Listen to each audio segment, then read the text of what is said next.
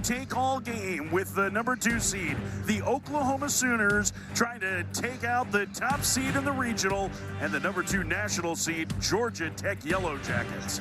Here's a look at our bracket as it stands right now. The winner of this will play Kansas. Oklahoma would travel to their former Big 8 rivals, while Georgia Tech would host a super regional for the first time in 20 years. We welcome you inside our broadcast booth at McNeese Baseball Park on the campus of the Georgia Institute of Technology. With Gabby Sanchez, I'm Mike Farron. Well, that game turned quickly yesterday. Trailing 8-2, Oklahoma's offense had a monstrous fourth inning. It was a big fourth inning for Oklahoma because it looked like everything was down and Georgia Tech was taking control, and they decided nope, and it all started with Brendan Brock hitting a big home run to start it off. Dayton LaChance, a huge grand slam. Trey Gamble said, hey, I'm not done yet. I want to join the home run party himself. How good was that OU offense in that inning? How about they scored 7 runs on 19 pitches before an out was recorded? I mean, just a huge offensive outburst from a team that was 13th in scoring in the SEC this year. Well, on the flip side, Georgia Tech played well in the first half of the game. The offense struggled in the back half. More than anything, there's pressure on them. They are expected to get to Omaha, and it has been a generation since they've even been in a super regional. Yeah, a lot of pressure because of the big players that they have and the big bats. And you're right, it did start off good for Georgia Tech, especially in the first couple of innings. And it all started with Drew Burris. Well, guess what? He got his first hit, and it was a loud one. Ryan Zuckerman had a big base hit himself, too, with a 2-run single right up the middle. But then it was Oklahoma's bullpen that took over. Gavin Jones and L.J. Mercurius shut the door over the final 5 frames to help OU to victory. So it is up to the stars for Georgia Tech. Drew Burris got his first hit in the regional yesterday with that home run you saw. And Vaughn Lackey, the All-ACC Defensive Player of the Year, 2 of the top 10 players in the country, need to carry them today. Yeah, right now you got to look at the stars, and the stars for Georgia Tech have to get things going for them, especially early on to get that momentum. There is nothing like a Game 7 in sports, and that applies to regionals too. Can Oklahoma stun the #2 overall seed, or will Georgia Tech keep their Omaha destiny alive? We'll find out next. Georgia Tech will be the visiting team today, even though this game is being played in Atlanta and they are the higher seed. You see Drew Burris, 59 career home runs, the most in program history. Yeah, had himself a nice game yesterday's ball game. Got his first hit. It was a big 2-run homer, followed with a couple of singles himself. They're going to need him in this lineup because I tell you what, this OU pitching staff has been really good. Caleb Daniel getting the start as the DH today in place of Will Baker. He pinch hit yesterday for Georgia Tech. And Michael Catalano will get the start, his first appearance in nearly a month for OU. Thought they might come back to Cam Johnson today. I know he only faced 3 batters yesterday, but he has the big stuff. Catalano, he don't need to be more of a pitch maker, Gabby. Yeah, when we talked to Skip Johnson, we even asked him the same exact thing. How about bringing back Cam Johnson? He said, you know what, it was a thought, but we wanted to be with Catalano because he's a pitcher that we can trust on the mound. He can mix and match with his pitches against this lineup. Game 7 of the regional. The first pitch of the ball game to Carson Kearse is a strike, and we are underway. Winner goes to Supers today. Carson Kearse, who has had a terrific season, the shortstop in the leadoff spot. 7 of the 9 guys with OPSs over 1,000 in the Georgia Tech lineup. And the count 0-2. The thing that has stood out to this point to me, Gabby, about Oklahoma, as inconsistent as they were on the mound all season, is that they have pounded the strike zone. They've got big arms, too, and a lot of freshmen who are coming out and doing it big for them in this regional. 0-2 misses. And the count 1-2 to Kearse. Catalano, he's basically a 5-pitch pitcher. He has a 4-seam fastball, 91 and 94. Will throw a slider, has a curveball, a little bit of a cutter. Will throw a changeup. Breaking ball, pop foul and out of play. Just from watching the video and looking at some of the data, it feels like Catalano's fastball has to be on. Yeah, it has to be on, and he's has to be able to spot it. It's a pretty straight fastball out of hand. There's really no movement to it. So if he's able to hit his corners, he does like to stay down and away with that fastball. We've already seen a couple of those here in this at-bat. The 1-2. Kearse inside the bag at first, down the right field line and into the corner. Carson Kearse on his way to second, and a leadoff double for Georgia Tech at the top of the first.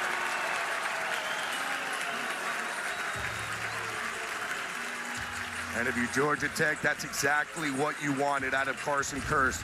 All of a sudden, to get the energy in this crowd going. We talked about the fastball and about it being down in the zone. When it's up, it's very hittable. So you have to be careful if you're Catalano. You have to try to keep that ball down. Kearse does a really nice job of just getting it there, getting the barrel to the baseball. And you can see he is pumped. A little boogie nights on us there. That was some Dirk Diggler action. Kicking the window down or the door down? I'm not sure. Like he shaped home plate. Yeah. Here's Drew Burris, the all-time home run leader in Georgia Tech history. First pitch. Takes a breaking ball low. It's 1-0. Georgia Tech's offense historic this year. Best in the land. Led the nation in batting average, on base, slugging percentage this year, and runs scored. Inside, 2-0. This is in all of Division I. They averaged just under 11 runs per game. They were held to 8 yesterday. If you can hold them under 10, that's your best chance. The pitching was actually better than I think most people anticipated this year, but their offense is real. Burris gets jammed and floats it into center. Jason Walk, the speedy center fielder, coming in to make the catch. And that's the first out. James Ramsey, the head coach for Georgia Tech in his first season. ACC Coach of the Year, former ACC Player of the Year for Mike Martin at Florida State.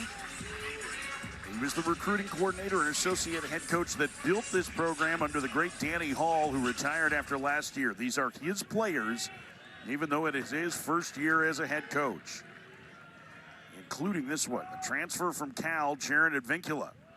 ACC batting champion takes a strike.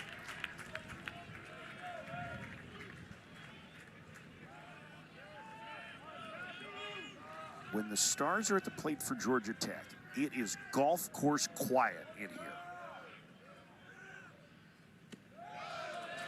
And it has been a pretty raucous crowd at other times, but it is amazing how much it's like watching a tennis match or a golf match. And Danny Hall has had a big smile on his face the entire weekend. He is so proud of himself. It's almost like watching a football game when the home team has the football, and all of a sudden the crowd just is very quiet so the plays can be called. But when it's on the flip side, this crowd gets real loud and excited. Sellout crowd this afternoon. Despite the 3 p.m. start, there are very few empty seats right now. It is warm and sunny. It's the first time we've seen the sun in 3 days here in Atlanta. The 2-1. Flat through the left side. It's a base hit. Kearse being waved to third and stopped. It looked like James Ramsey was trying to send him home, and Kearse stopped at third, Gabby. I was because it didn't look like Kearse had a very good secondary at second either. He didn't take off right away. Ramsey was sending him the whole way. This ball hits, and almost like he stops, and then he starts to run again, and then he's looking, and then he decides to stop with Ramsey going.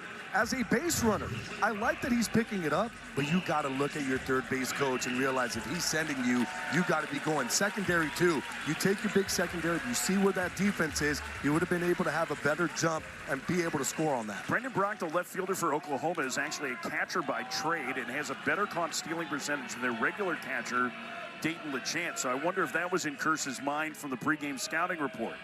Vaughn Lackey hits. Swing and a miss to the top 5 draft prospect for July. It's 0-1. The catcher, the ACC Defensive Player of the Year, has had a monster offensive season as well. The 0-1 takes high and away in the count 1-1. Yeah, Lackey in yesterday's ball game was quiet. Didn't really do much. He did get on base twice. He walked and got hit by a pitch. but he's one of those guys where all of a sudden when he hits a baseball, it's going to go a long way. And right now they're going to need him with man on first and third to do something special, because we saw what happens with this OU pitching staff. They can quiet a very good offense very quickly. 1-1 the count to Lackey. Curse dancing down the line at third. The pitch. 2-1. Okay, this feels just like a huge moment for Georgia Tech. They had the lead big early yesterday, 8-2 before losing. So that kid would like to see Drew Burris have the chains flapping to the breeze today. That's a cool shirt. 2-1. Lackey fouls it away, 2-2.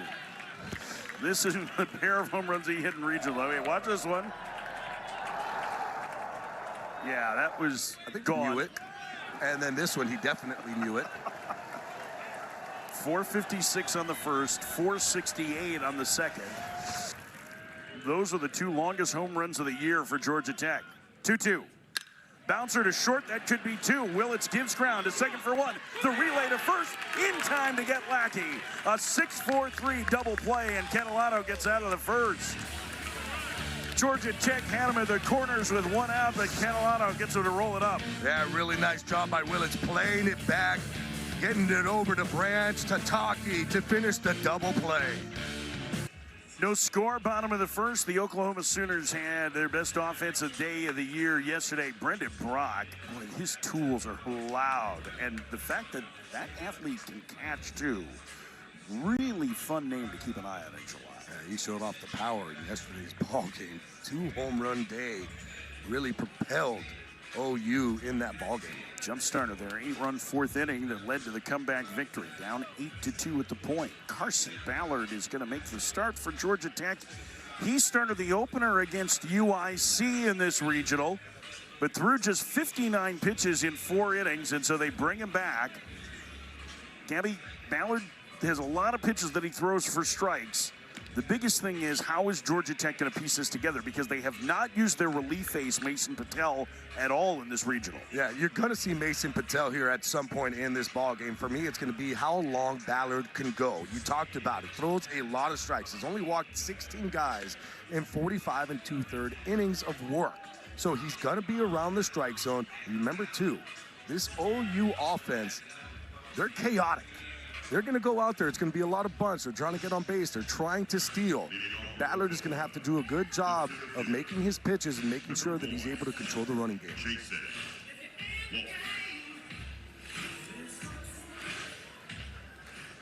Jason Walk, the speedster, will lead things off for OU. First pitch to the switch hitter. Squares the bunt and takes a strike. It's 0-1.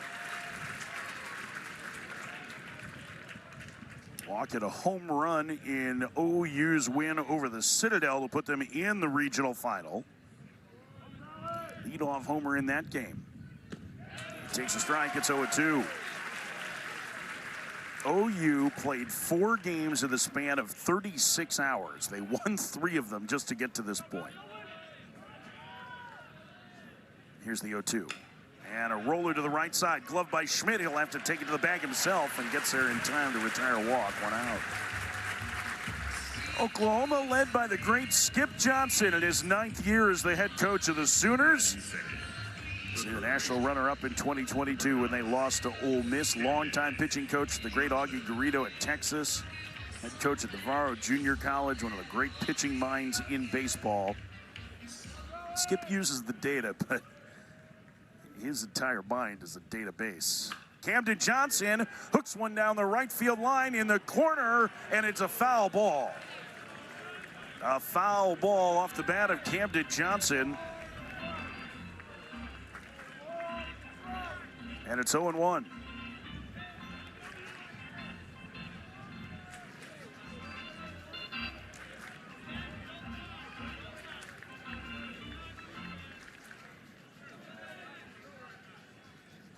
And we welcome you to the McNeese Baseball Park in Atlanta, Georgia, the campus of the Georgia Institute of Technology for this Game 7. We thank those of you who have been watching St. John's advance to their first Super Regional since 2012 by defeating Florida State today. Here, the #2 overall seed, Georgia Tech, is trying to get to their first super in 20 years, and the Oklahoma Sooners yesterday, with a big comeback down 8-2, beat them 15-8 to force this game 7. Gabby Sanchez, Mike Farron with you. Gabby, it was an incredible game up until OU extended things in the 8th inning last night. It was something that we've been waiting for, because we always hear about this OU chaotic kind of style of offense, and we finally saw it in that 4th inning. They also used the long ball, hitting 3 home runs in that 4th to put up 8 runs in that ball game. The 2-2 to Camden Johnson, the third baseman to the left side. That's the third baseman, Ryan Zuckerman, and a rare miscue for one of the top defenders in the conference and in the country. An error on Zuckerman. Here's what happened in the 4th inning. Down 8-2 to Georgia Tech. Brendan Brock started with a home run, and then Dayton LaChance is the one who had the big blow. Yeah, big blows, a grand slam, opposite way. Trey Gamble, well, he decided to join the home run party, hitting one on his own. It was so good that they scored 7 runs on 19 pitches before even recording an out. An 8-run inning. It was still a close game till Oklahoma tacked down a run in the 7th, and then 4 more in the 8th inning to put things away. You see what they did. The second most runs they've scored in an inning this season, and the most runs that Georgia Tech had allowed in any inning. Skip Johnson's club forced this game 7. Now, Oklahoma is the home team in this one, even though we are playing at Georgia Tech, and Georgia Tech is the #2 national seed. 3 infielders to the left for the slugging catcher. The transfer from McLennan in Texas, Dayton LaChance, the Quebec native. You saw his grand slam that gave Oklahoma the lead in the 4th inning yesterday. He leads them in home runs. He is strong. He is a big boy, and he likes to swing the bat. He is not waiting around. That down low, the count 1-1 to LaChance. Carson Ballard getting the start for Georgia Tech. He started the regional opener against UIC. 4 innings against the Flames, just 59 pitches. Gabby, the hope is that he can get once through the order at least. Toss to first, the runner back. Yeah, that's the hope that they're saying. They try to get one time through the lineup, but you also know that James Ramsey, if all of a sudden Ballard is throwing the ball well, he's throwing a lot of strikes, he's able to keep the pitch count down, that he will go then batter to batter after one time through. The 1-1. LaChance in the air to deep left center field. Going back on it is Brocious, and it's going to be a home run. Dayton LaChance with a 2-run homer, and OU has the lead in the first. It's 2-0.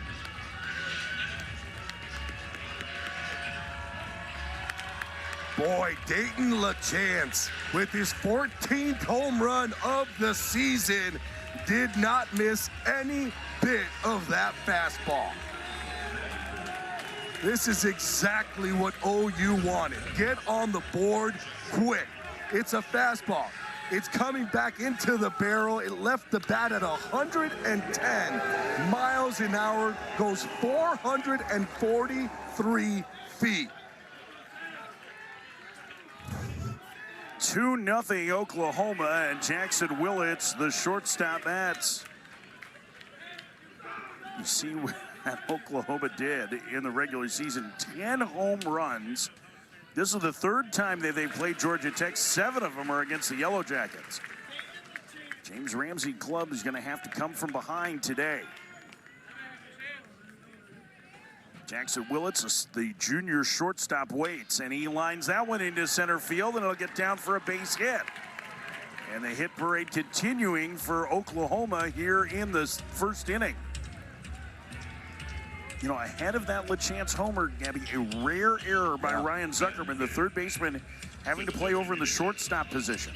Yeah, but here's the thing, though. Carson Ballard has to be able to kind of wipe that from his mind. There's some pitchers that go out there and you make an error behind them, and all of a sudden they try to maybe do a little bit too much. Their balls aren't moving. Ballard is known for that sinker. He has a good one. He has a cutter. He's got to be able to move those balls around. Check swing by Trey Gamble and fouled away. It's 0-1. Campbell, a pair of homers in this regional, including one yesterday. 25-year-old DH transferred from Salt Lake Community College a year ago.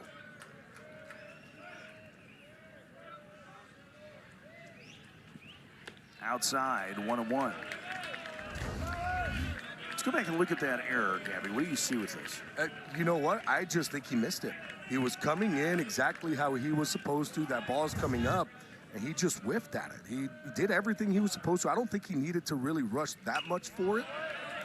Even though Cam Johnson can get down that line, he could have just kind of gotten that with two hands rather than reaching with one. But I don't think it was anything other than he just missed the ball. Zuckerman is a high school shortstop, despite the fact that he was 6'4", and the transfer from Pitt this year worked very hard to become an exceptional defender, and he made two outstanding plays yesterday. He's been among the nation's leaders in defensive runs saved at third base this year. 2-2.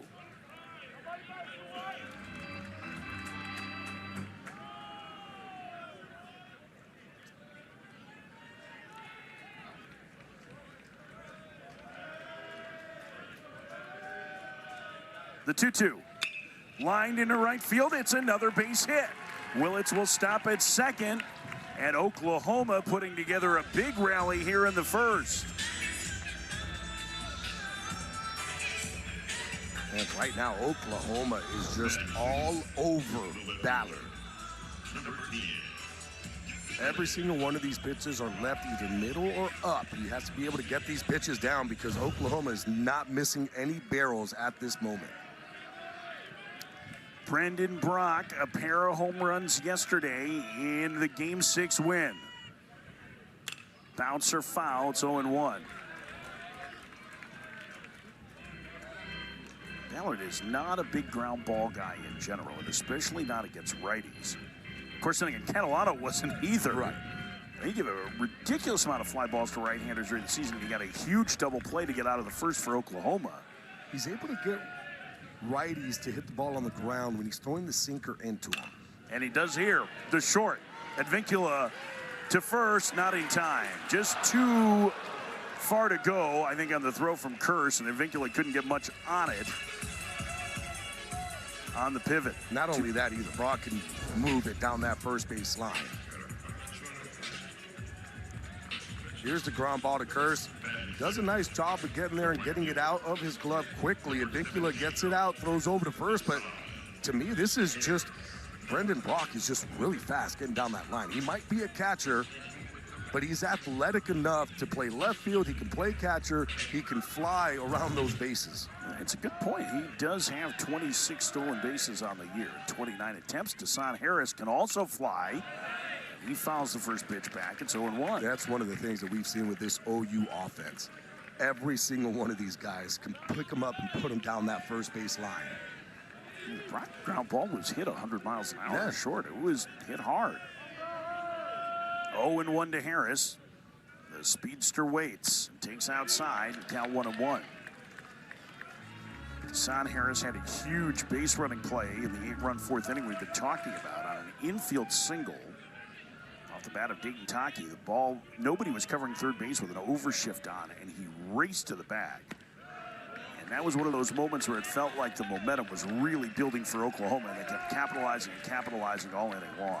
Well, it kind of looked like what we're seeing in this inning, where every single ball was just hit well. They were stinging baseballs, not swinging outside of the zone, using their speed. Down and in, the count 3-1 to Harris. Turning into a long first inning for Ballard already at 25 pitches.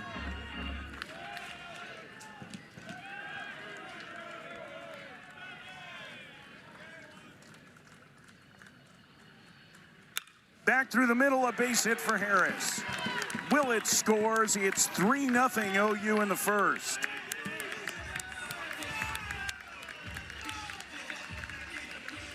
And there is a restlessness in this crowd here in Atlanta. I'm surprised right now that Georgia Tech doesn't have anybody warming up. Because for me, just Ballard, just really his pitches aren't moving like we're used to seeing. All these pitches are being left up.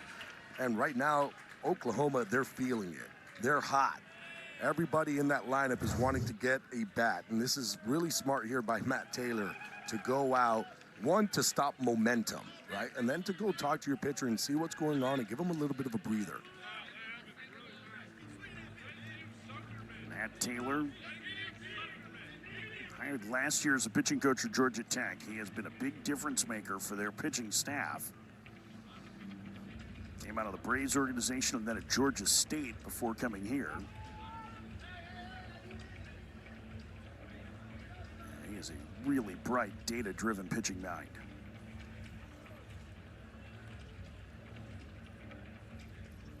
It is just starting to get very tense there. There's a look at the Georgia Tech bullpen. It is empty, so Ballard's going to have to work through this. And you just have to think at what point, right? Because you need to start getting somebody up, because right now when you're looking at what Ballard is doing, you know, velocity is not typically where we're seeing it at. The fastball 92, that one's okay. You know, that's tops out at 93, could be even at 94, but even the cutter is not where he wants it to be. Here's what Super Regional looks like right now. We have a bunch of Game 7s today. You see St. John's that just moments ago knocked out Florida State, knocking off a national seed. The winner of this gets Kansas. UCLA, the #1 overall seed, knocked out by Cal Poly. West Virginia forcing a Game 7 against Kentucky tonight in Morgantown. They would host that Super Regional if they're able to win. Boy, did you see the end of that game at all? Kentucky balked home the tying run in a 4-run ninth inning for West Virginia. I did not. I did see the clips, but I didn't see the game live. Well, I know you didn't see it live. We were working. We were a little busy. But I did see the clip. 3-0 the count to Dayton Tockey. The first baseman for OU waits. Sorry, 2-0 the count. Now it's 2-1.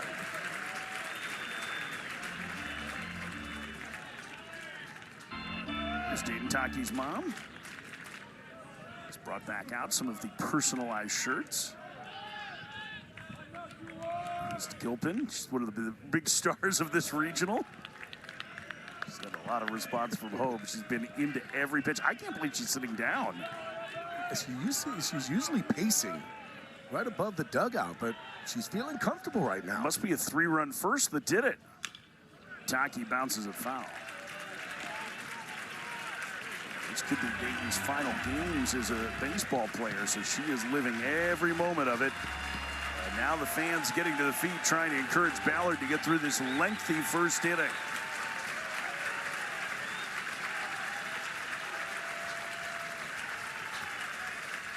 Three and two, the pitch. Tockey pops it up. Left field, Parker Brocious coming in, and he will make the catch, and the inning is over. But a 3-spot for Oklahoma in the first, including this blast. Viva La Chance! Dayton La Chance with a 2-run shot. It's 3-0 Sooners. First inning, Georgia Tech threatening. And watch this. Gabby, James Ramsey trying to send Carson Kurse, but he shut it down. Well, here's the thing, too. Carson Kurse knows that he didn't get a big jump, so he couldn't go. And what did that lead to? Where Von Lackey's coming up in that situation, you're thinking everything's going to be fine. Ends up hitting to a 6-4-3 double play. And then Oklahoma, 3-spot in the first as Ryan Zuckerman's error helped that. The leading home run hitter for Georgia Tech fouls the first one away.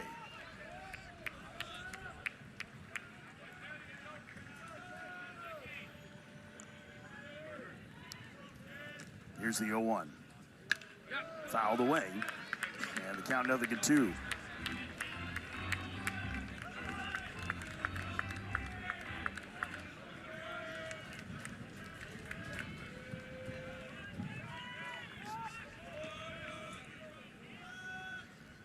Here's the 0-2. Upstairs, the count 1-2.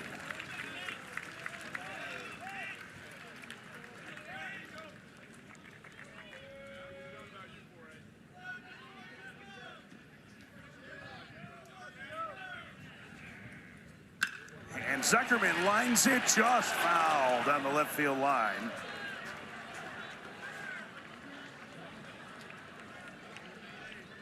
Nearly a double for the third baseman.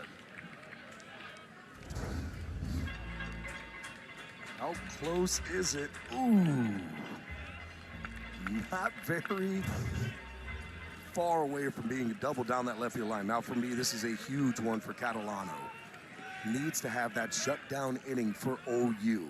For Georgia Tech, it's another big inning for them too, because it's almost like, hey, we got to get something going, because when you kind of look at it for Georgia Tech, from the fourth inning on, they didn't have really that offense going. And then all of a sudden in that first inning, looked like they were starting to get something going, and a double play got them out of it.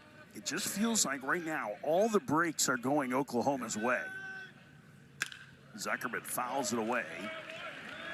And we saw that, right? They struggled with men in scoring position over the first two games. Yesterday, they had a big day offensively, right? The pitching was very good.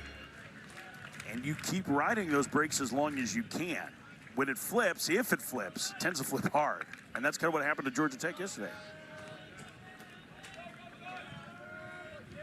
Here's the 2-2. Swing and a miss. Zuckerman down on strikes. And the first strikeout for Catalano.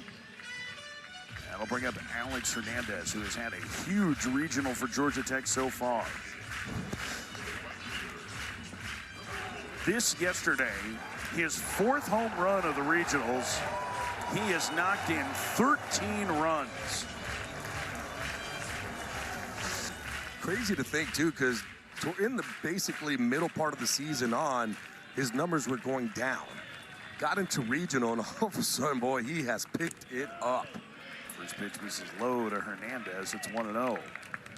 Yes, he has been really stinging the ball all over this regional.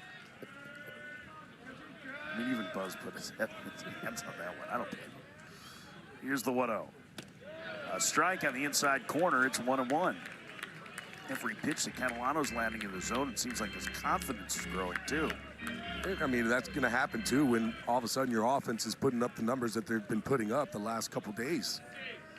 Scoring 3 runs in the first, you know that you just got to go out there and make sure that you're not just giving up free passes. On the ground is second. Kyle Branch will gobble it up and throw to first, 2 outs.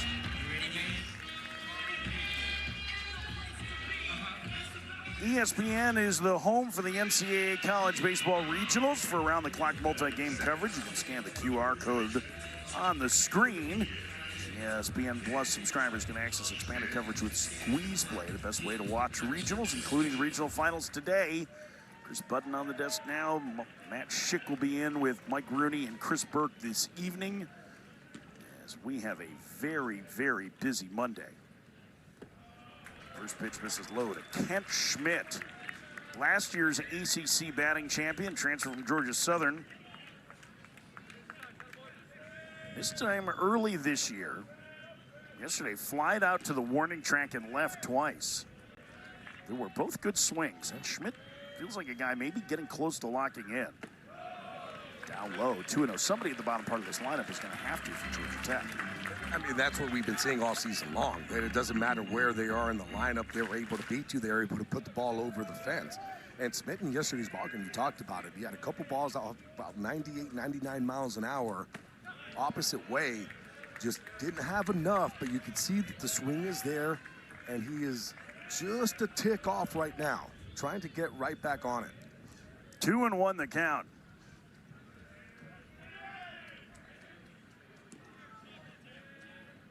The pitch on the ground into the shift. Shallow right. Kyle Branch has it again, and a 1-2-3 inning for Catalano through 1.5. Oklahoma leading Georgia Tech 3-0.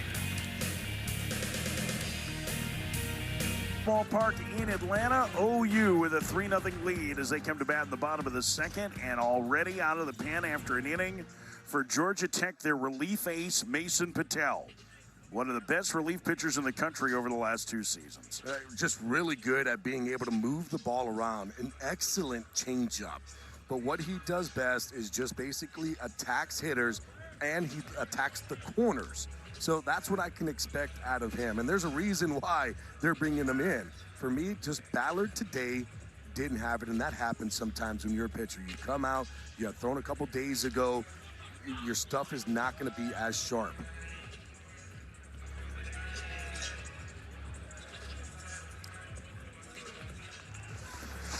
And this is what I'm talking about, too, with Ballard. Look where all these pitches are. Everything, that one not too bad, but these right here, middle of the plate, elevated up, good hitting pitches. That one again, elevated up. Those are the pitches that he wants to get worked down in the zone, but he was just leaving them over the heart of the plate. And when you do that against a very good hot hitting team, because right now that's exactly what Oklahoma is. They are hot. They're hitting everything hard. You make mistakes over the heart of the plate, they are crushing baseballs. Now, Patel is stretched out. He could probably give them 4 innings or so, Gabby. This is an aggressive move early in the game. Yeah. They need to get zeros. They need to get zeros. That's exactly what it is. And I guarantee you that James Ramsey's looking at it going, okay, what's our best chance here? We're going to have to go with Patel. First pitch is a strike. It's 0-1. Patel transferred from Georgia State last year, was the best reliever in the ACC all season. At the midway point, it looked like he might win the ACC Pitcher of the Year last year. He started in the rotation this season, struggled a little bit, and some arm tenderness, and then back at the pen, he has been his old self. The 0-1 to Branch, outside, 1-1. Here's a look at the numbers on Patel. 5 earned runs, and 3 of those were against Virginia in one game in the ACC tournament, so he has been very, very good overall. The 1-1 to Branch, fouled at the plate in the count 1-2. Patel came with Matt Taylor from Georgia State, the pitching coach for Georgia Tech. This is the first player he ever called as a recruit 7 years ago. He has a very special relationship with Patel, and you see Matt Taylor there. And when he got the job here, he called Patel right away when Patel got in the portal and offered him an opportunity. And he gets a strikeout of Kyle Branch to start the second.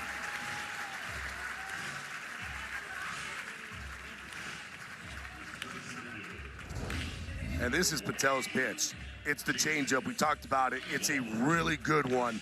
It works from side to side. It's got some good downward depth to it. Those two, originally, Matt Taylor recruited Mason Patel by driving 3 hours on a Monday off day to come see him throw a bullpen. He's at high school in Knoxville. Fly ball to left. Brocious got turned around and now squares up to make the catch. 2 quick outs here in the second. And this is his superpower, I feel like, Gabby, for Patel, is he's calm. There's like, he can give up a fly ball to the warning track, and it's like, no problem, I got the next guy. It's that just calm demeanor, right? And it doesn't matter. He could give up a home run, and he's just like, give me the ball. That happens. It's baseball. And that's the thought process that he has, and which one of the biggest reasons why he's done so well in his career. 2 outs for Camden Johnson. Johnson reached on the error in the first inning that helped open the door for a 3-run OU frame. As the speedy third baseman takes a strike, it's 0-1. Talked about Patel, too, just going right after hitters. He's a painter, man, just paints corners from side to side, has that really good changeup that gets a lot of swing and miss. Bouncer foul. It used to be guys like that through 84, 85 right, miles an hour in college. Now it's 90, 91, right? Those used to be like Saturday and Sunday starters. You know, guys who threw 91. Now those Saturday and Sunday starters are in the 4s and 5s. He's brought some life to this crowd as he gets ahead of Johnson 0-2. Misses the breaking ball.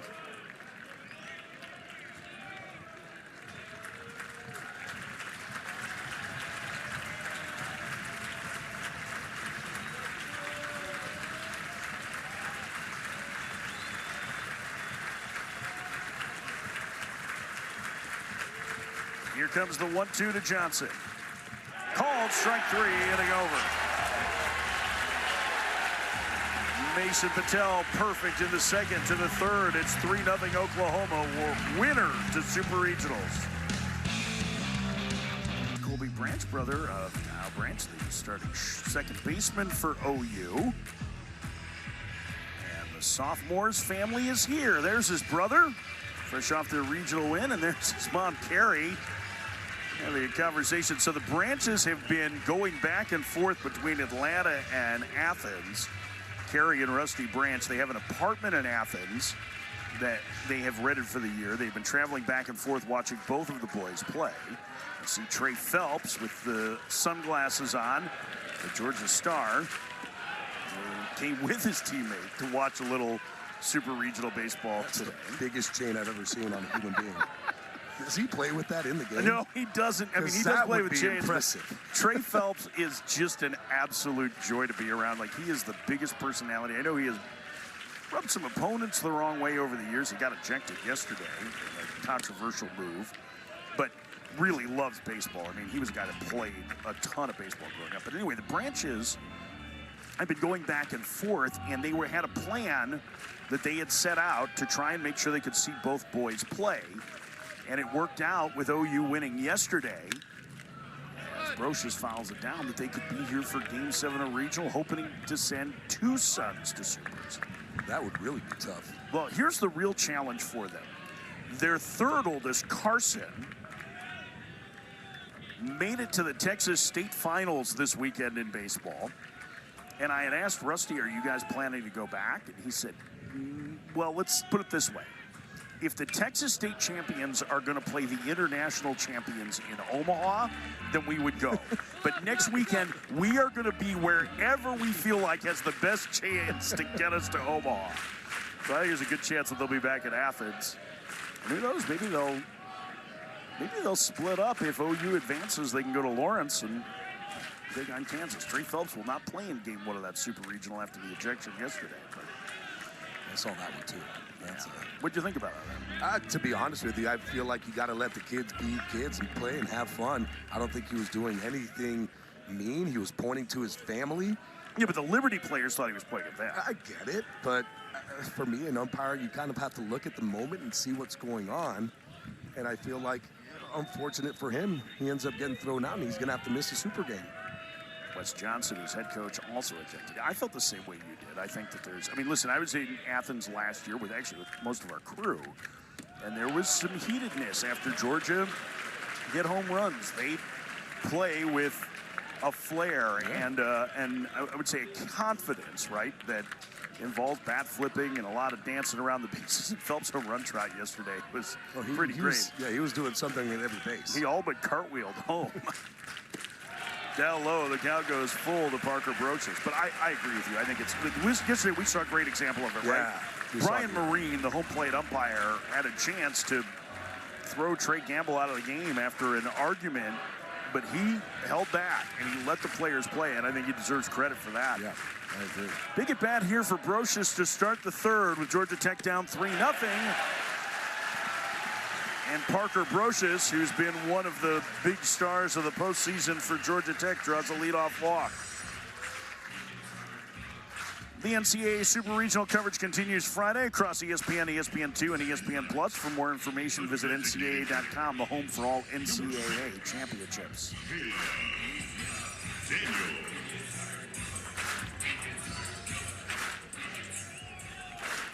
Caleb Daniel gets his first start of the postseason today. Appeared as a pinch hitter yesterday. The sophomore in the lineup in place of Will Baker. Reach outside, 1-0.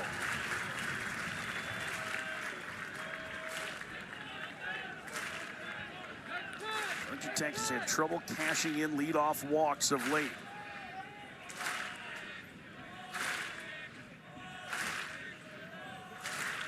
The 1-0. A strike, it's 1-1. Wow,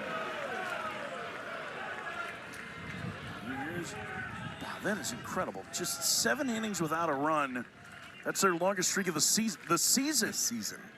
Hey, that just goes to show how good this offense has been, and it really goes to show how good this Oklahoma pitching staff has been. Down to short. Willits will take it to the bag for one on to first to double play. But for a guy that does not get a ton of ground balls, Catalano has gotten a pair of huge ones, much to the delight of Kyle Branch's mom. 2 outs. Yeah, it really doesn't get that many ground balls except for the slider. This is the fastball. Really, that ball just beats Daniels to the spot. He jams him. Easy ground ball over to Willits. Says, I'll take it myself to second and throw over to Tockey. 2 outs, nobody on for Carson Kearse. Kearse led off the game with a double and was stranded at third. So that's now 5 times in a row that Georgia Tech has had a leadoff walk in an inning, and they've failed to score them. I'm cut.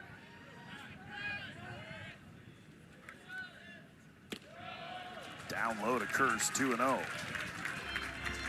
Second time through the order here. And you mentioned that before, Gabby, is something that you were really going to focus on and what kind of adjustments you want to see these Georgia Tech hitters make. And you see this Georgia Tech offense make a lot of adjustments, especially second time through. A lot of talking with one another in the dugout. And even during at-bats, they'll kind of turn to each other, let them know exactly what it is that they're seeing in the dugout. Constantly talking about just, hey, this is what he has, this is what he's doing to me, what is he doing to you, this is how the fastball is moving. So it's going to be interesting to see how Catalano goes after them second time through. Inside, nearly hit Curse, and a 2-out walk, and it'll bring up Burris. Second walk of the inning for Catalano, and a mound conference. Taking the chance will gather everybody. The catcher, his 2-run homer, gave Oklahoma the lead in the first.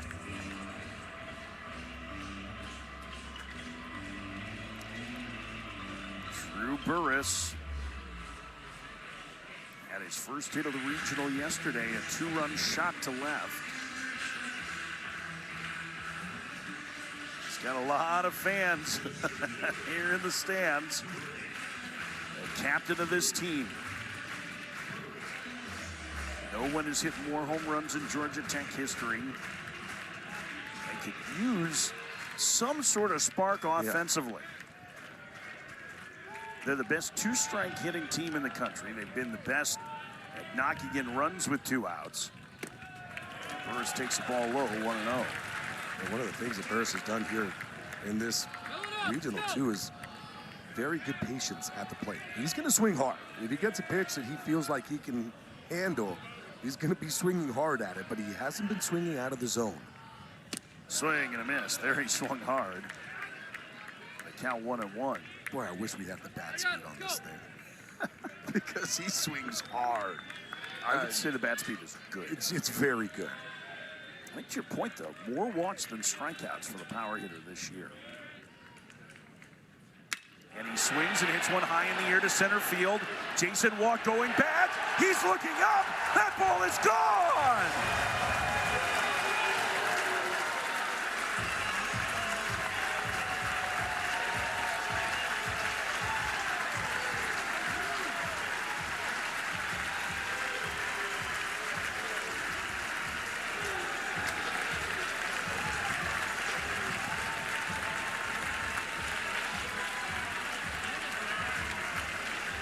Career homer number 60 for Drew Burris, and it's a 1-run game. He hit that ball so hard and so high and so far. That ball left the bat at 113 miles an hour, 418 feet. First pitch to Advincula, and he lines that down the right field line. That's going to be a base hit. Harris over to cut it off. Advincula going for 2. He's in there with a double. And this is how it goes for the Georgia Tech offense. Waiting for one big hit. Looking for their big stud to do it, and boy, he delivered. And after that, it's just getting going. But we're going to take a look at this home run because of how hard and how high he hit it. Walk thought it was straight away. I want you to look at the flags, too, of where they're blowing to right field. Look where Walk is. He's over here at center field. He loses it completely. That ball actually ended up in right center field. That's how high it was, and that wind just kept on pushing it for the home run. Yeah, between the light tower and that green stanchion that you saw that shot to the right of the batter's eye. But Skip Johnson heading out. That's what happens, though, with this Georgia Tech offense. It's like they're looking for that one big hit, and then all of a sudden, everybody starts to calm down just a little bit more, and they start playing their style of baseball. But here's the home run we said. When he swings the bat, he is trying to create damage. It is hard. He wants to get the ball in the air. That's what he's looking for. The reaction of Nathaniel Coupe, number 19 there with like, oh my goodness. And then Advincula with the double into the right field corner. And it was quick too, not waiting around. Get a good pitch to hit, make sure you hit, and not only that, a hustle double. Hey, we talked to James Ramsey about their two-out offense in Charlotte during the ACC tournament, and he said he has been proud of them starting these two-out, nobody-on rallies that have led to big innings. And here's Lackey, a double play in the first as he takes a ball low, 1-0. Action in the bullpen for OU.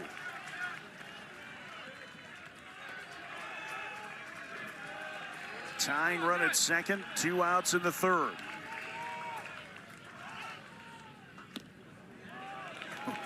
Good breaking ball, 1-1. A right-hander tossing. Jason Bowden, hard-throwing, low slot guy. Saw him against Georgia Tech in the 1-0 game. The 1-1. Ripped on the ground. Nice play by Johnson, who tries to run it at Vicula, and he got him. Ramsey trying to decide if he wants to challenge. And a bit of a tough break, and is Advincula okay? It appears he is. What do you got on this, Kevin? I got Cam Johnson somehow making a play here. He was going to come up, but he's just so athletic. That's very close, but he got him out. 3-2 OU. About in there, and what do you want to see out of them? Just trying to see the ball up and get good pitches to hit. I mean, last time I looked, Ted Williams said get a good pitch to hit. He was pretty good at that. Yeah, he was. Skip, best of luck today. Great to see you. Appreciate the time. Thank you, guys. Yeah, Skip Johnson, the head coach of Oklahoma. I mean, if you're going to follow anybody, you're going to follow Ted Williams, right? He wrote the art of hitting. Get a good pitch to hit, you're going to be good. I mean, you did a great job breaking that down in the first inning. They got those pitches, but Patel has been more on the corner. Yeah. So, as LaChance, who hit a 2-run home run to give Oklahoma the lead in the first, takes ball 1. Well, I mean, he said it right there, right? Skip Johnson said, got to get these pitches up. Why? Because Patel makes his living at being down in the zone. If he's getting those pitches called, it's going to be tough.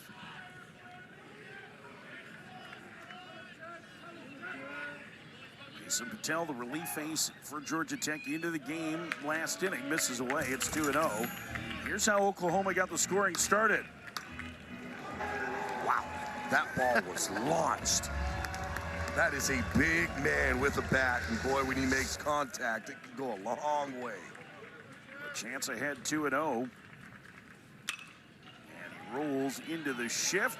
Carson Kearse, the shortstop, will throw him out. Leadoff man gone in the third for OU. All right, so we heard from Skip Johnson get the ball up, right? And there were a lot of pitches over the middle of the plate in the first. Mason Patel is a guy that dots the corners. So take me inside a hitter's mindset for when you have a guy who has command like that and what the give and take is that you're looking for. Well, at that point, now you have to basically give a side of the play, right? So it's either you're going to give in or you're going to give away. Against Patel, for me, any hitter, I'm going to look to attack away and I'm going to give him in. Then you're going to have to really think about getting underneath those pitches, especially if they're being called, right? If they're not being called, if Derek Malik behind home plate is not calling those pitches, then you're fine. Then you're just saying, hey, I'm going to raise it up. But if he's getting those pitches called at the bottom of the zone, now you have to make that adjustment as a hitter. So first I'm going to go up there and say, okay, is he calling them? If he is, okay, I have to make an adjustment now. I have to try to think about trying to get underneath these balls to be able to get them in the air.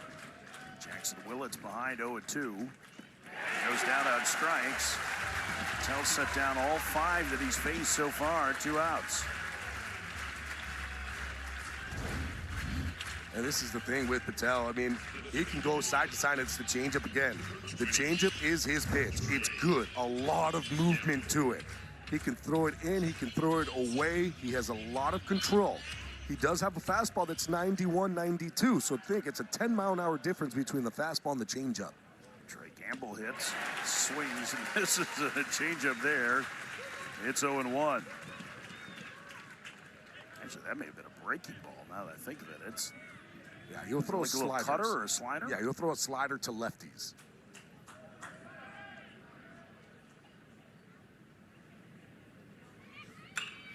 Gamble in the air to left center field, going back out at Burris. He's got plenty of room shy of the track. Mason Patel has settled things down for Georgia Tech. He set down 6 in a row. Oklahoma leads 3-2 in this winner-take-all regional final. tonight, as is USC and Texas A&M. First pitch to Ryan Zuckerman. Jason Bowden is down low, ball 1-0. A new pitcher for OU. Michael Catalano went 3 innings. First time through was pretty good. Yep. We talk about it too, the adjustments that Georgia Tech is able to make. Ryan Zuckerman off the end of the bat to first. Tockey will take it back himself for first out. Here's the line for Catalano. 3 innings, 2 runs allowed. The guy was the midweek starter for a good chunk of the year and hadn't appeared in a month. He keeps him in the game, and I have to think Oklahoma is going to constantly. Nobody is probably going to face the same pitcher twice if this game is closed from here on out. Yeah, I think for Skip Johnson, he kind of started to realize, okay, they're figuring something out here. We're going to go to the bullpen, and they have great arms out of that bullpen. Bowden is one of them. It's a hard, low slot righty. Good fastball, 93 to 96. It's a sinker, so it's going to sink into righties. He'll throw a slider off of that same tunnel, so he's working both sides of the plate with those 2 pitches. Side of the ball, the count 1-1 to Alex Hernandez. Right fielder grounded to second his first trip. 13 RBIs in this regional and 4 home runs for last year's ACC Freshman of the Year. Outside, 2-1. He impressed with his arm strength. Former 2-way player. I guess he's still technically listed as a 2-way, but he threw a man out of the plate yesterday. BB? He showed off the cannon. People stopped running on him is what it was. You runners who can fly were like, all right, maybe we should calm down when the ball gets hit out there to right. Hernandez using one of their timeouts after that one. Maybe a touch high. I understand you didn't like it. The guy's throwing 94, 95 miles an hour, top of the zone. I don't think it was that bad of a pitch. Yeah. James Ramsey giving encouragement to Hernandez. Probably a good use of a timeout there by Hernandez because you don't want to take yourself out of this at bat. Right. That's the thing that it looks like, where he's even saying, like, that pitch was up, and I love that James Ramsey's like, okay, then fine, it was up, but let's go. Got to move on, right? It was one pitch, and you can't let one pitch ruin your at-bat. Well, that's the tension of a day like today, where everything is on a razor's edge. And if I'm Bowden, I'm throwing the same pitch up there. Just missed there, and the count goes full. I would have thrown that fastball right back in that same exact spot. Well, he certainly got him leaning out over the plate to be able to do that. After the breaking ball here, 3-2 the count to Hernandez.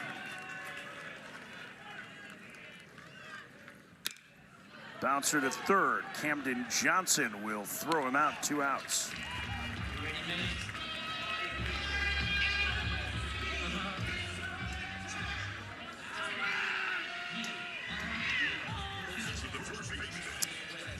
Kent Schmidt will hit. First baseman grounded to second his first trip. Oklahoma with 3 in the first, holding the lead over Georgia Tech here in the top of the 4th, the winner Super Regionals. First pitch outside, it's 1-0.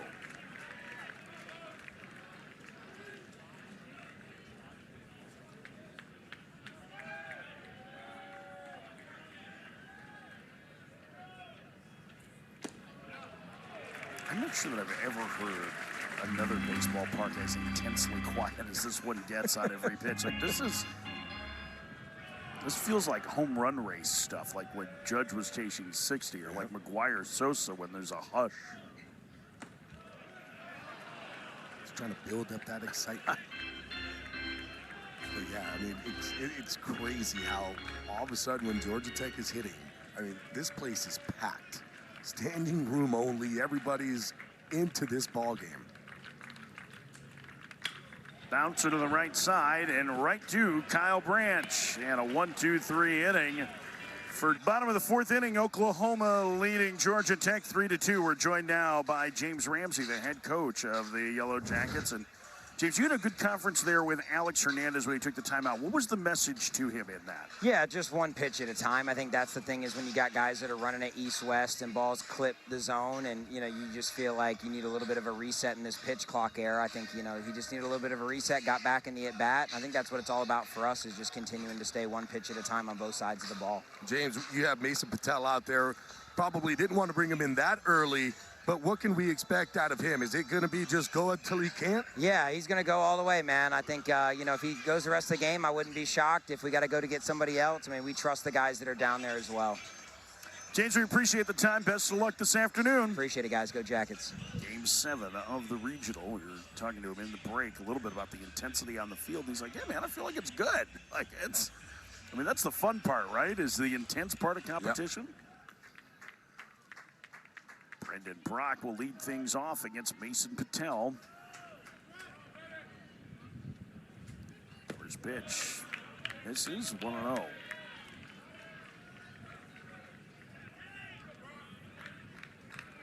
Georgia Tech has not been out of a regional since 2006. That was their last Omaha appearance. I have to think that there's a fair amount of pressure on this team right now. Oh. Fair? An immense amount of pressure on this team. And that's the thing, too. When you have a team that basically the whole entire year has led every single D1 team in offensive categories all over the place with power, and you see it, and they have two guys in their lineup that are potential top 10 picks in the MLB draft. They have other guys that are probably going to be first-rounders themselves. The pressure is there. It's just, what are you going to do with it? How are you able to use that pressure to excel? Hot shot to first, gloved by Schmidt. He'll take it to the bag. 1 out.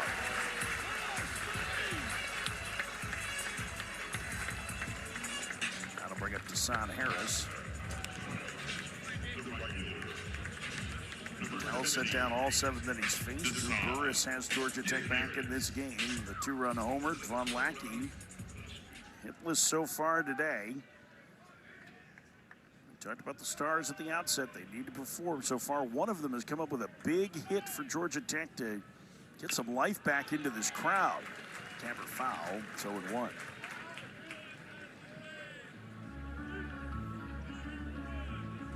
Harris has been a really impressive player in this regional, hasn't he? It's fun to see a guy that can run, but then also has a little bit of pop in that bat, too. And a bunt, and Lackey, what a play defensively, 2 outs. Oh my goodness, the way he sprung out of that crowd, that was incredible. They talk about athleticism, well, here it is. This is one of the reasons why he probably will be in that top 5 pick, able to go out there like a cat, quickly getting that ball in fair territory and getting over to first, because we talked about Harris, he can absolutely fly. But look how he's able to get that ball, quickly get it over to first. There was one knee down, and he gets up like that. I mean, jeez. And not only that, too, as he's catching that ball, bringing it into, like, fair territory to show that's a fair ball. I mean, listen, Georgia Tech's people will tell you he might be our best shortstop, so just a special talent. The 0-1 to Dayton Tockey upstairs, 1-1.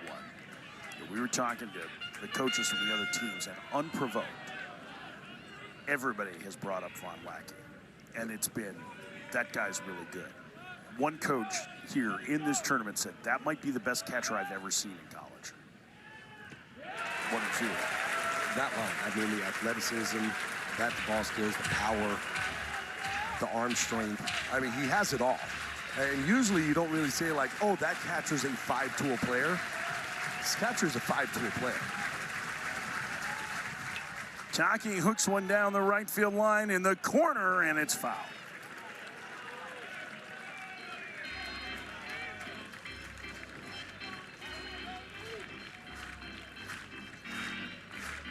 Patel has set down all 8 that he's faced to this point, entering in the 2nd inning.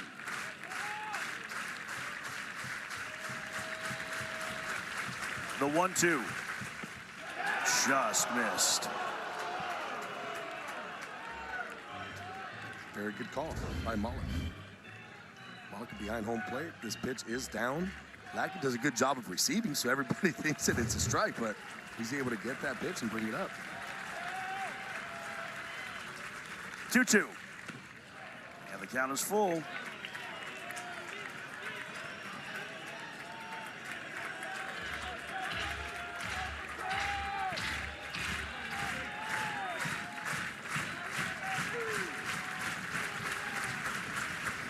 Here comes the payoff. Down low, ball 4, and Tockey works a 2-out walk. That's a heck of an at-bat for Tockey. First base runner allowed by Patel. Tonight at 7 Eastern on ESPN, number 1 Alabama turns to Jocelyn Brisky and their pitching staff to lead the Crimson Tide to the Women's College World Series final. Alabama 7-0 in the NCAA tournament. Tennessee, Texas, the other side of the bracket. That's coming up tonight at 7 Eastern on ESPN. Number 9 in a branch takes ball 1.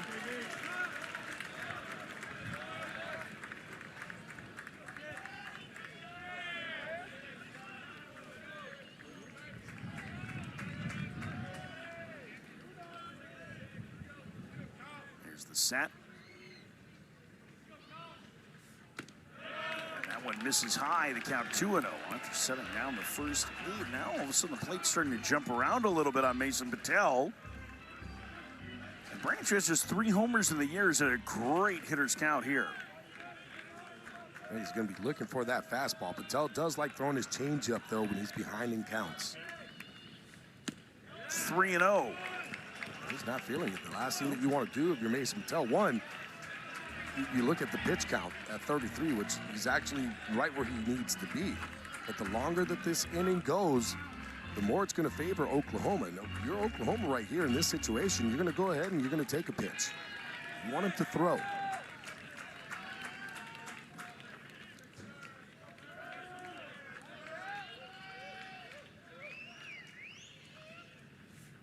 Up and in, ball 4, and back-to-back walks for Patel here in the 4th.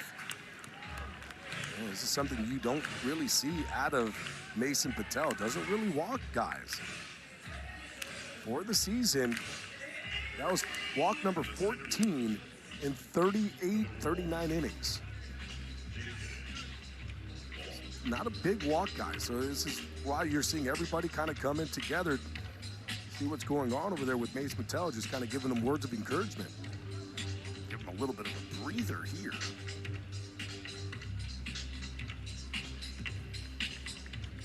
Big spot for Oklahoma. Remember, Georgia Tech put together a 2-out, nobody-on rally to get back in this game with the Burris homer in the 3rd, and now an opportunity for OU to get a 2-out base hit. And see what they've done since the beginning of yesterday with men in scoring position. They've been outstanding. Jason Walk had a base hit through the hole in the left side, did not get a run yesterday. And he takes the ball 1-0. There you see that hole between short and 3rd is where Walk had a base hit yesterday. And so you got to be very careful with the location here. Yeah, he did it with the slash. Showed the bunt, brought it back, and hit it right into that area. Strike. And a count 1-1.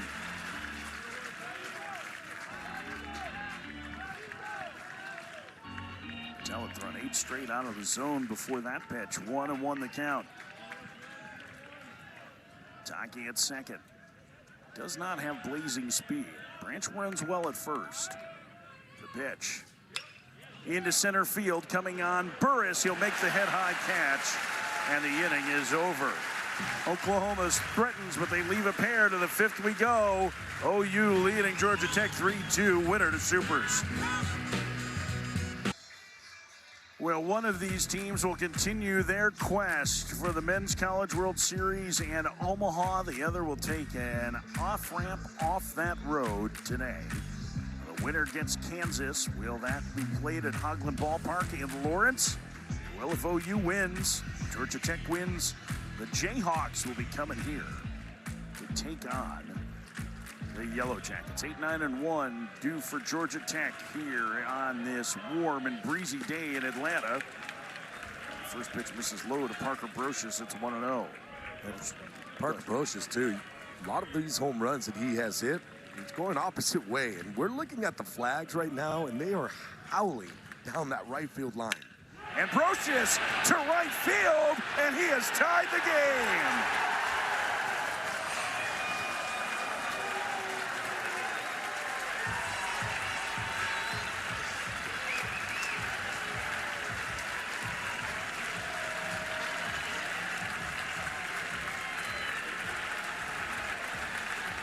Parker Brocious, his 10th home run since graduating on May 8th, and a big one.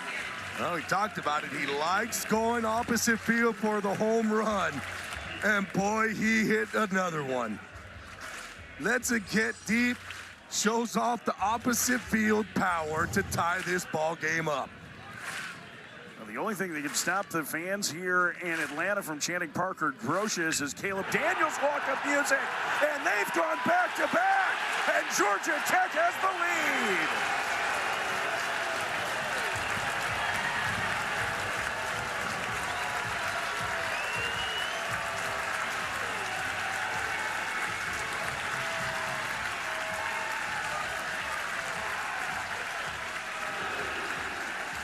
The only thing faster than that ball getting out of here was the sprint around the bases by the sophomore on his 10th of the year. Yeah, we talked about the bottom of the lineup, getting their work done. And we said this whole season they've been doing it. Caleb Daniels comes through, gets a 95-mile-an-hour fastball, and hits it out at 108, travels 425 feet to the top of the trees. You think they're excited?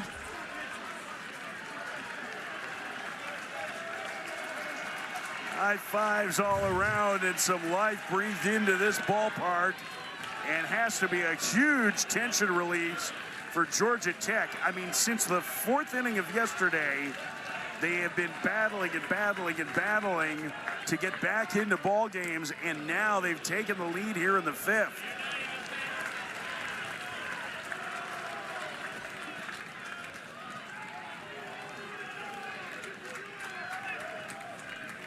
Carson Curse bats. A strike in the count 1-2. Curse saw Jason Bowden in the 1-0 game on Saturday night. The first 4 hitters in the lineup all faced him. Curse grounded out. Burris reached on an error and then a pair of walks. And he dumps this one into right field in front of Harris, a base hit.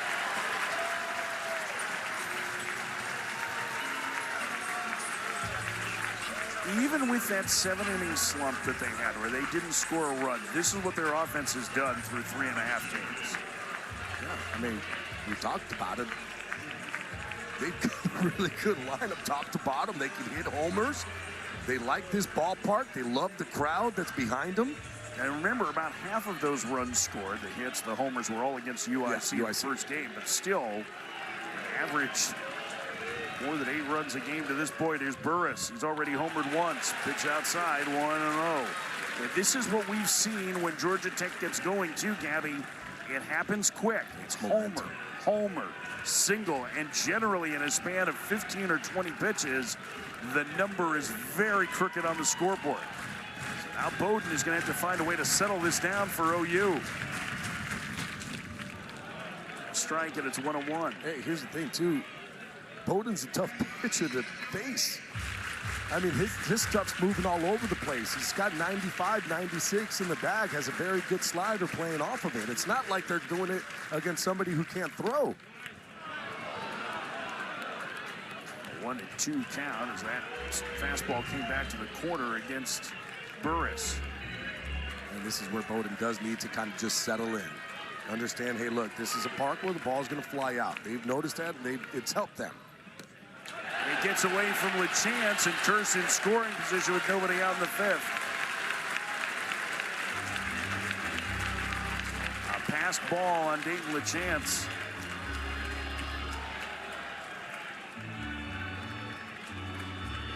You know, I'm looking at LeChance right now. It seems like he doesn't realize what was going on, or maybe it was supposed to be a certain pitch and he got crossed up. He's frustrated with himself. He's frustrated, and he was throwing the ball down. He was looking at the dugout kind of like, what was that? 2-2 the count. Way outside, and the count goes full.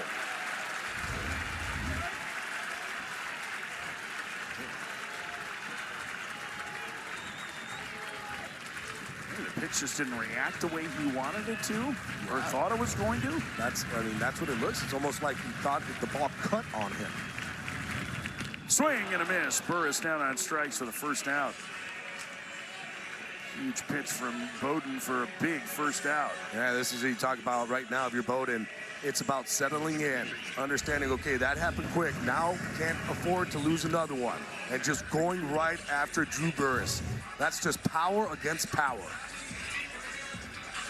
Stopped him from stomping on the bleachers. Jared Vincula, 2 for 2.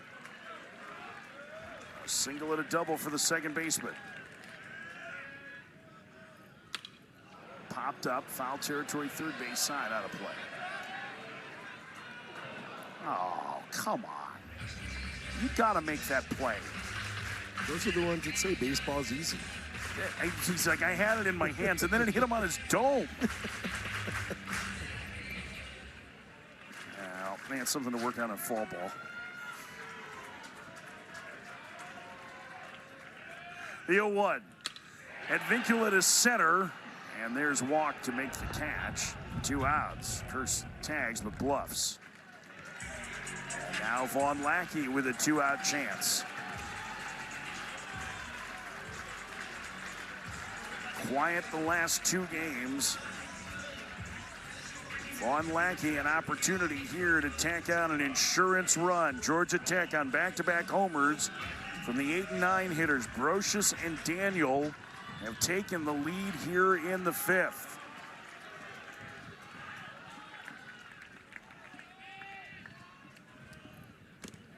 Strike with a breaking ball. It's 0-1.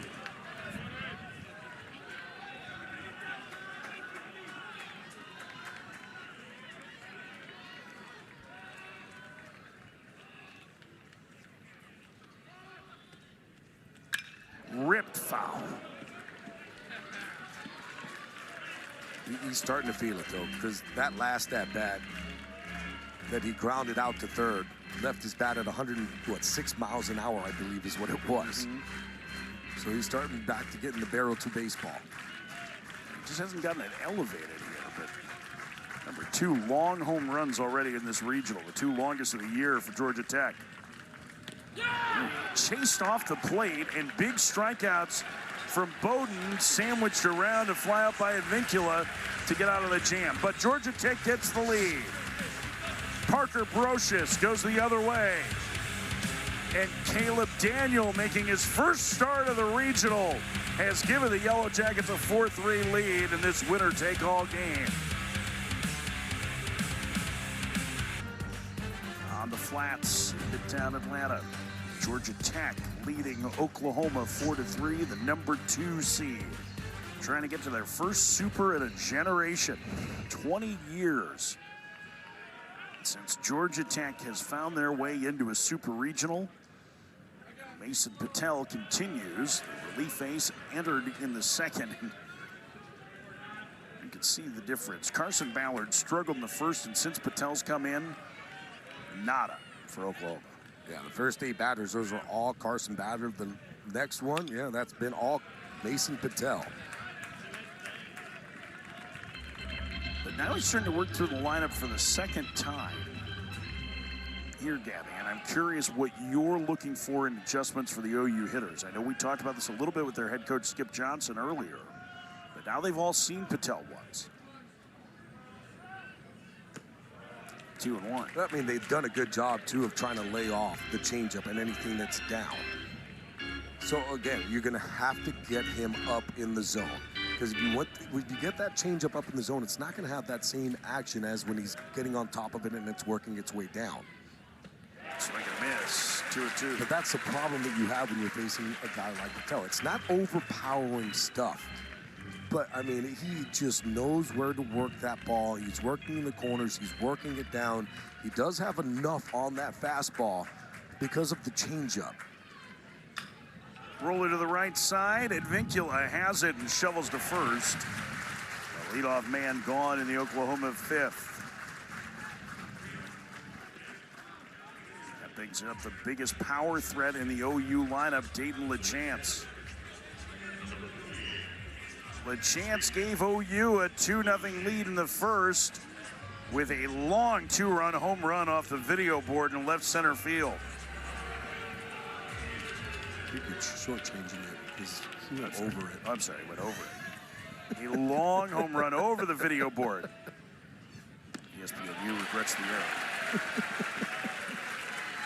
I mean, that's the second ball that we've seen hit in this regional to go over that scoreboard, and that's not a small scoreboard either. I mean, it was not quite as far as Fond du Lac, but it was close. It was close. Here's the 0-1. Outside, 1-1. They could get that scoreboard to explode on home runs. Be cool. The fireworks shooting off. That would be expensive at this ballpark.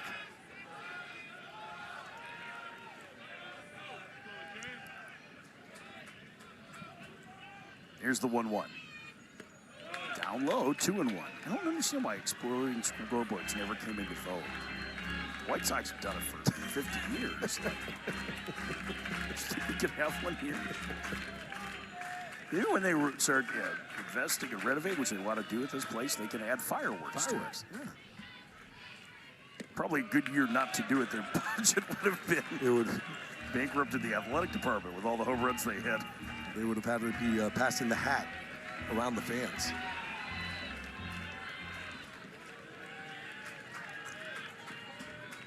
Three and 1 the count to LaChance. And the pitch. Swing and miss. It's 3-2. Now, the last time Mason Patel allowed a home run was a year ago today. It's a long time. Yeah. You know I'm going to be in trouble, right? Sir foul. Oh, watch out. ESPN is the home of MLB.tv. You can stream every out-of-market game live or on demand using the ESPN app. Blackout and other restrictions apply. For more information, go to ESPN.com/MLBTV. I do not believe in the announcer jinx. I know you don't. I don't either, actually. The payoff. And a roller to first, backhanded by Schmidt. Patel covers, gets there just in time. 2 outs. A little better than the streak continued after that, because I may not have been allowed to leave it that otherwise. We would have had to have an X score for you. How about this play with Schmidt? There's nobody there. Everybody's all the way on the other side of the infield. He's the only one there to be able to make that play. Patel, too, good job getting over there, making sure he's able to get that ball and tag first base. 2 outs for Jackson Willits, the switch-hitting shortstop, 3-year starter, son of their associate head coach, former big leaguer Reggie Willits. Older brother of the number 1 overall pick last year of the Washington Nationals, Eli Willits. What have you thought of Jackson Willits now you've had 5 games to see him? It's like you told me. He is just a really good, well-rounded baseball player. He's a guy that the numbers just don't do justice to, I don't think. But he has swung the bat a lot better here in this regional. I've been seeing a lot of hard contact out. He hit a home run in this regional as well. Well, you know, he and his wife just had a baby on March 30th, which means he's probably getting more sleep on the road. So that went low, the count 2-1. I also am uncomfortable with the idea of Reggie Willits being a grandfather, just because his brother Eli off to a very good start in Fredericksburg. And A-ball hitting .290 with 4 homers. And the 2-1 fouled away. I remember our good friend Aaron Fitt from D1 Baseball is here today covering this, and he saw Oklahoma play in the fall when Jackson was a freshman, so 3 years ago. Eli was still in high school. And Eli was playing shortstop, and Aaron was like, well, who's that recruit? I don't know anything about him. Didn't realize that he was like a sophomore in high school still. He's a 15-year-old out there. The 2-2. Jackson Willits to center field and deep, going back on it is Burris, still going back. He's to the fence. He leaps. He's got it. Inning over. He was staying in the yard, but Burris with a flash of style to end the fifth. Drew Burris with the leap, the kiss. And we head to the sixth. Georgia Tech leading by a run. Great basketball coach. Just stomp on the floor and say, box out. Box out. Box out. Use your body.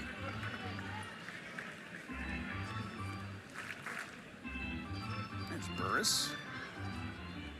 I don't know that I guarantee you played basketball growing up, but he was more of a point guard. He was a point guard. He didn't have to box out. Well, I mean, maybe at the top of the key. Listen, he's tough. He'd be a good rebounding point guard, I think, right? Yeah. Sometimes guards can get in the paint. I just say that because he's athletic. He can jump. Well, he's not the tallest of players. Those tend to not play on the front line. But they do get T-shirts made of them. That's a cool shirt. Where did we get those? I think Burris has one of those. Of himself? I can like, see him wearing that. We were talking about the other day, Johnny Cueto, the pitcher who used to have a photo of him wearing a hat. With a photo of him wearing a hat on it, right? And like get Drew Burris wearing the T-shirt.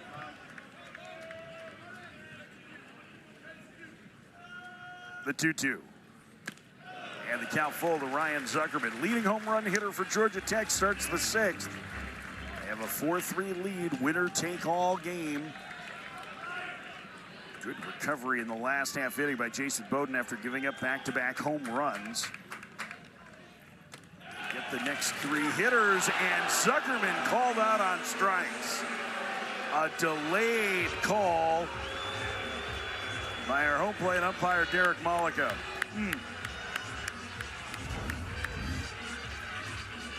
This one was a little high, in my opinion.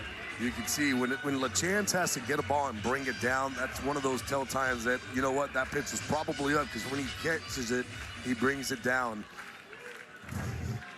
Drew Burris going surrender cobra on that one out. Now remember, he called out Alex Hernandez on a pitch in a similar spot, or called a strike on him earlier. It was down a little bit, but yeah, Hernandez is a little shorter. Yeah, the Hernandez one, like that one I can see, that one to me was a little bit up. But you know what, though? It's 2 strikes. It's close enough. A 1 to Hernandez outside, 1-1. It's different when I was playing to now, right? Because all of a sudden, you know, balls being off the plate and all that. But you would always have coaches say, if it's close enough, foul it off to get to the next pitch, right? So that's basically what it is. That's going to be close. Let me foul it off. Let me get to the next one. But that's a tough pitch to fight off. Oh, it is. Top of the zone, I mean, it's like 95 that, miles an hour. I get it. 2-1 to Hernandez. Bowden approaching his season high in pitches made. And he will equal it on this next one, the 2-2 pitch to Hernandez. Back-to-back homers allowed in the fifth. As many home runs in that inning as he's allowed all year coming into today.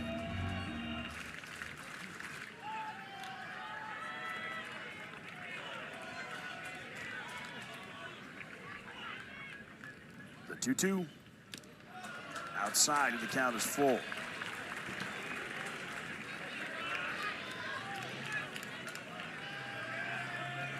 3 balls, 2 strikes, 1 out. Nobody on, top of the 6th inning. Georgia Tech with a 4-3 lead.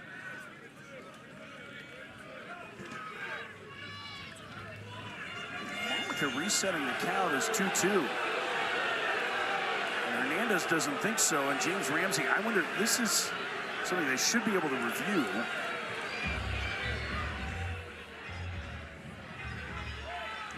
I think they're reviewing the pitches there. Okay, so you see Ramsey say that's what I had too, so I wanted to make sure. No, it's a 3. Yeah, he's saying it's 3.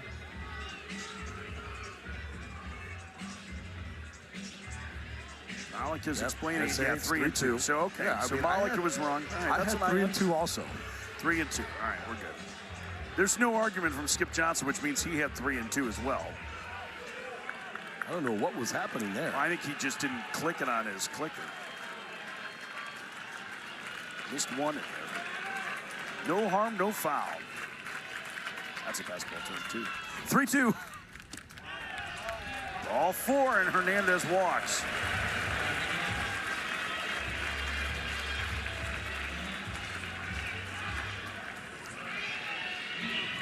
Out base runner.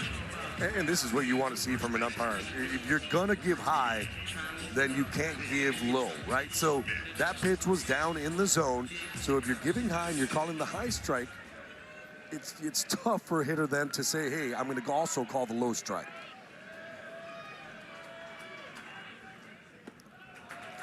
Kent Schmidt takes the ball low. It's 1-0. Schmidt hitless today. And Skip Johnson's going to march out to the mound.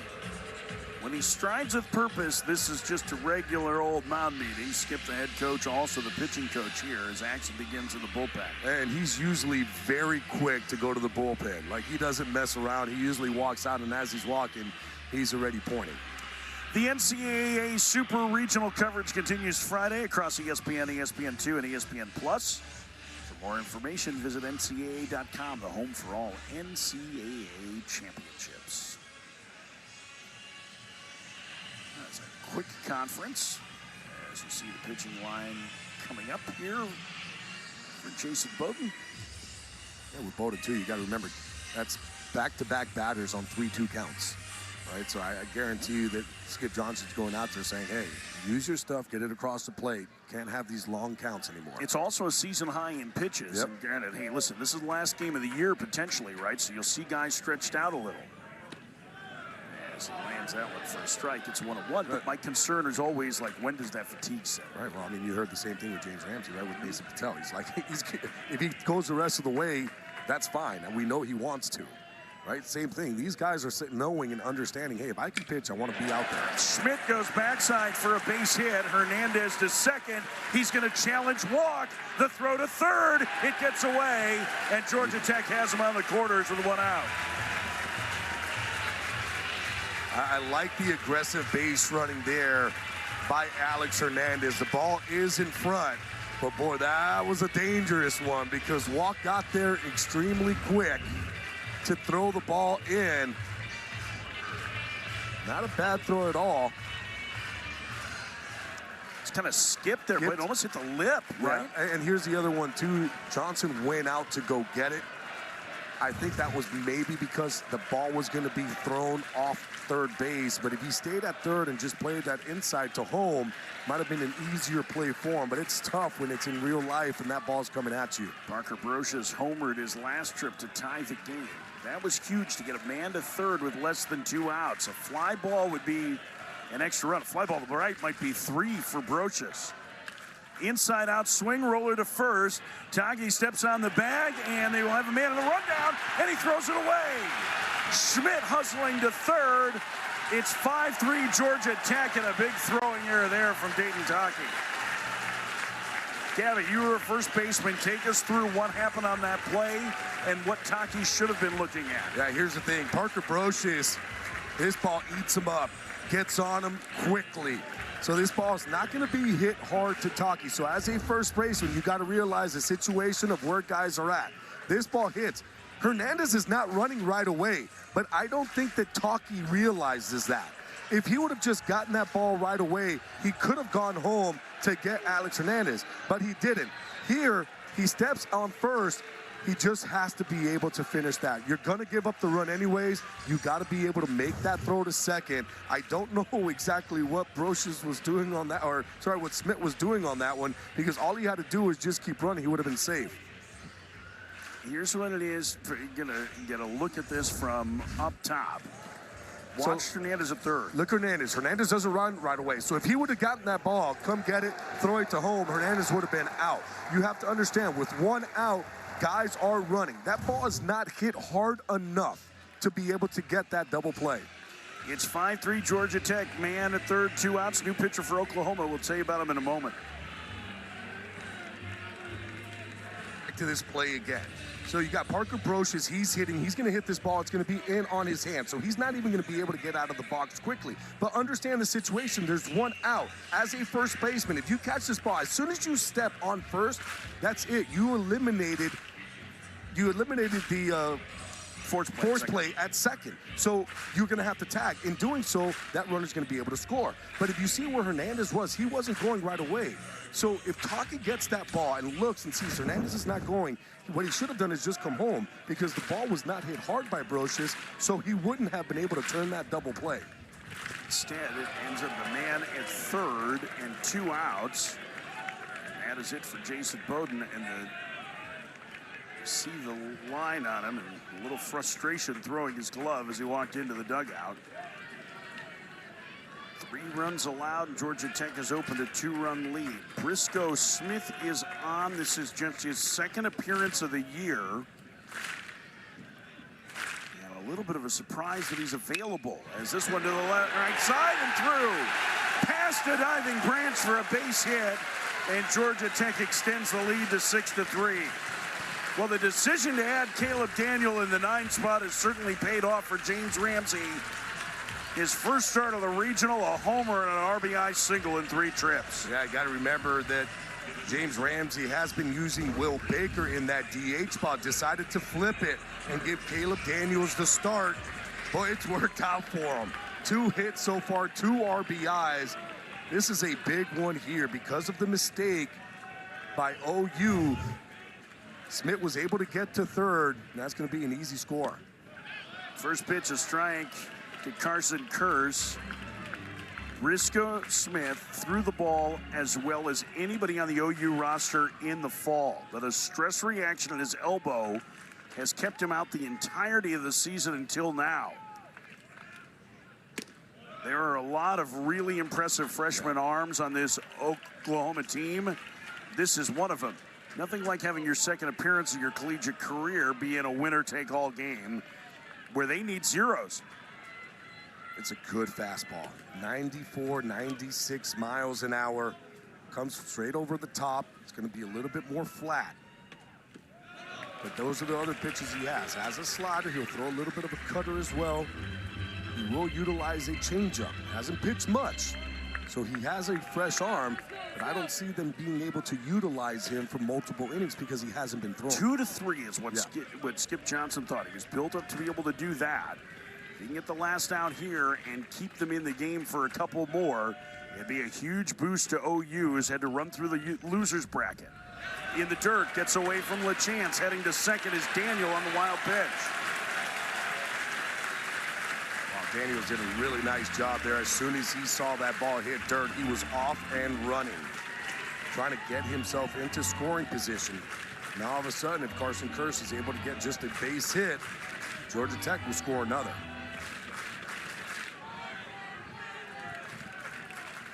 Two outs, man at second.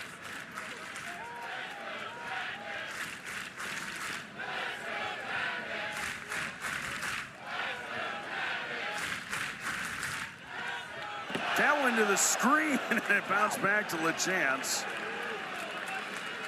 That's a break for OU.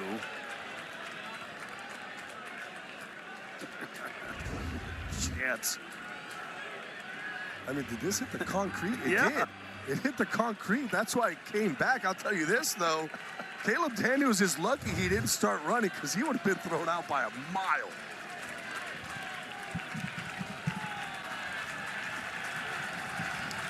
Three and two the count.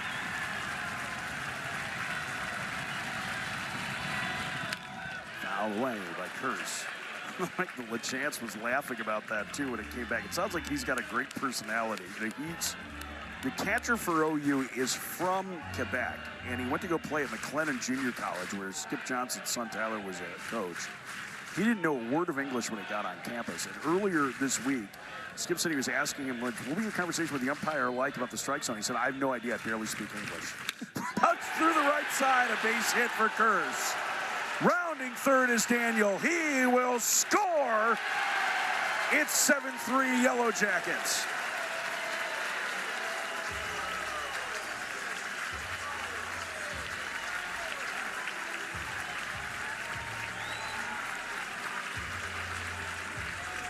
And all of a sudden, that wild pitch came to cost OU. Carson Kearse does a really nice job. That's a good fastball at 95 miles an hour. Hits it opposite way. James Ramsey, he wasn't messing around, sending him. He was not going to put any stop sign on that one.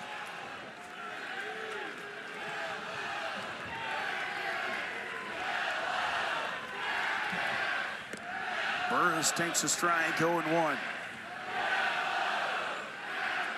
Yellow Jackets chance starting. Burris a 2-run home run in the third. Get the scoring started for Georgia Tech.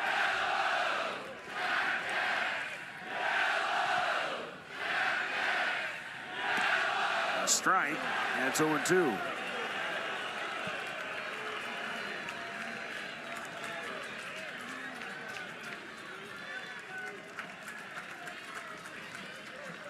Everybody wearing their Drew Burris shirt. And wishing he was in the lineup for the Yellow Jackets right now. Chandler to short, charging Willits. Gloves, throws, got him. Inning over. But a 3-spot for Georgia Tech, and they've taken a 4-run lead. It's 7-3 as we get to the bottom of the 6th in this winner-take-all game.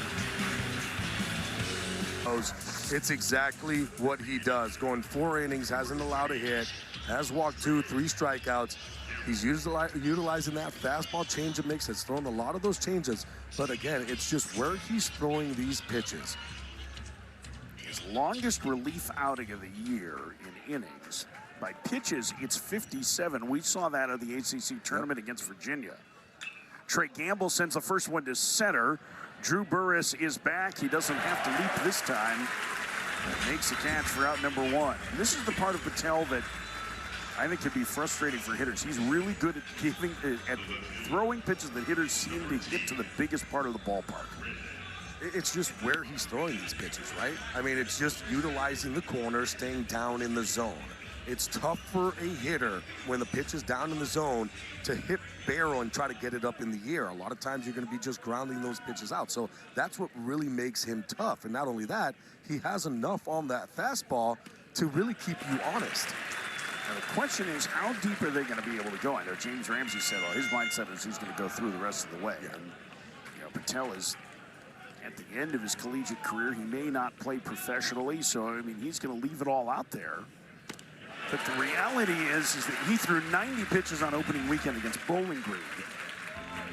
And his high water mark since moving back to the bullpen has been equaled right now. So can he go to 80 pitches? Can he go to 70? I think he's going to go as long as he tells them that he can go. And that's the thing with Mason Patel. He hasn't pitched all weekend. So he's going to be fresh. I think that what they're going to do, too, is they're going to look at the numbers. They're going to look at the velocity. Called strike 3, 2 outs. I mean, they may not need to look at anything. He still hasn't allowed a hit since coming into the game in the second. It's just absolutely filthy. I mean, look at where this pitch is and look where it goes. Starts away, comes right back over. That is why he's so tough. I mean, he's able to dot on those areas. Down and away, down and in, move the ball around. I really do. I feel like they're going to basically lean on him, and he will let them know, like, hey, I'm good or I'm not good, and he's never going to say he's not good. Ball 1 low.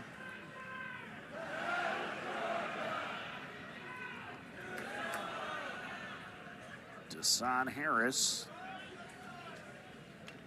fouls it at the plate and count 1-1. I mean, I guess there's a point where the OU hitters will start to tell you whether or not he's still being effective, right? So the question is, right, when you see how the barrel coming off, that, yeah. Right? They'll probably start once he gets to close to that 70 mark. So I would guess, like, if he finishes this inning, then you should be starting to see guys kind of in that bullpen, just not maybe throwing, but being ready. In that 4th inning, where he threw 20 pitches, he issued a pair of 2-out walks, and that's the first base hit for Oklahoma against Patel. And that throw comes into the middle of the diamond, and Patel there to back it up. But Desan Harris, the first hit off the reliever, comes with 2 outs in the 6th.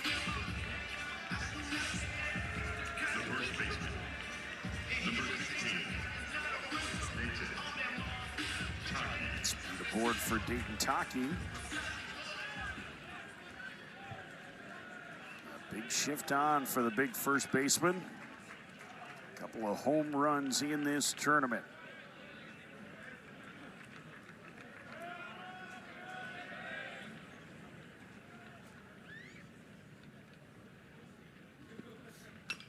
Tap foul. It's 0-1.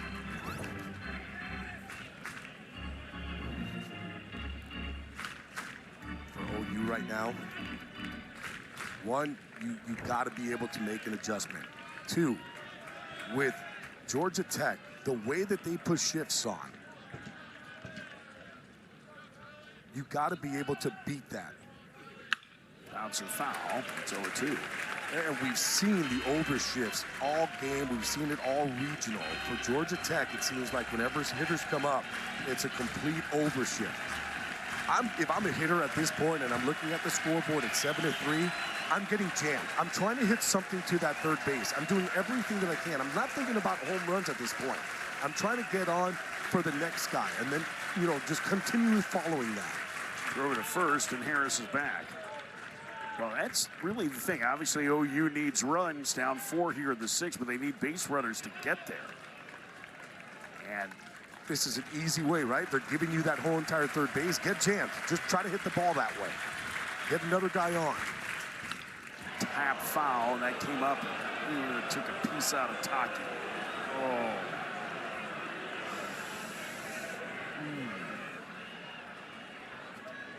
Oh, yeah, Ken Schmidt's been there. He understands. If you play baseball, you've all been there. And there's nothing funny about it. Come on. I think they're all laughing really over there. Got him. Yeah, it got him good.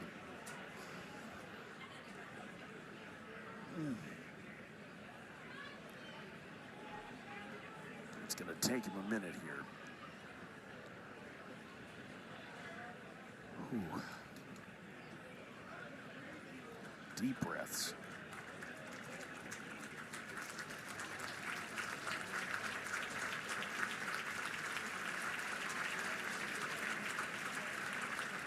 The worst part is that second moment when you think it's okay, and then the second wave comes over. Oh, yeah.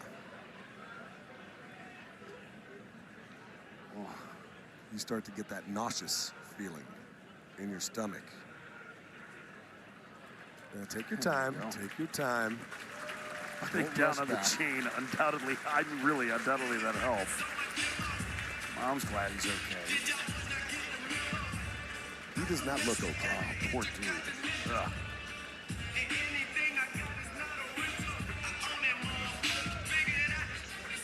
He's got a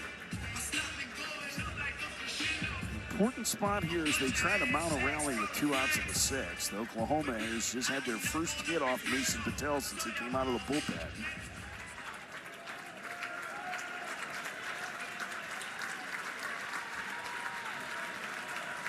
Now Tockey ready to go again.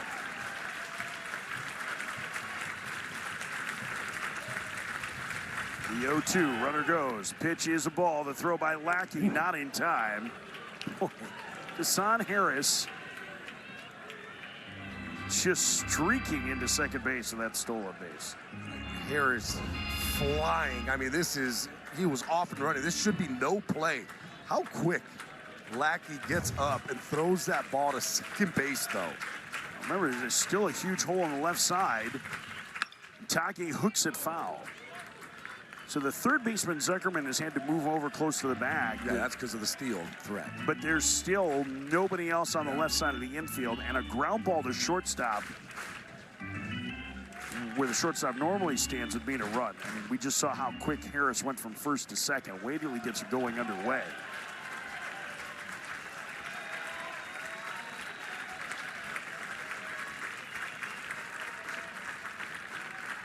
One, two again. That went to the screen, and Harris will go to third. It's slipping out of Patel's hands. Last couple of pitches have been a little bit more wild from Patel. He missed badly on the 0-2 with a stolen base, and now that one to the screen.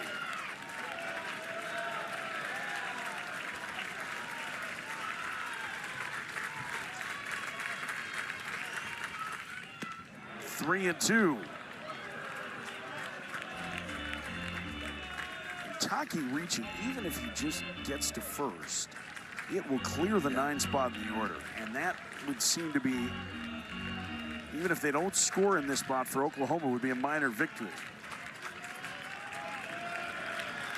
I'm nervously watching the payoff.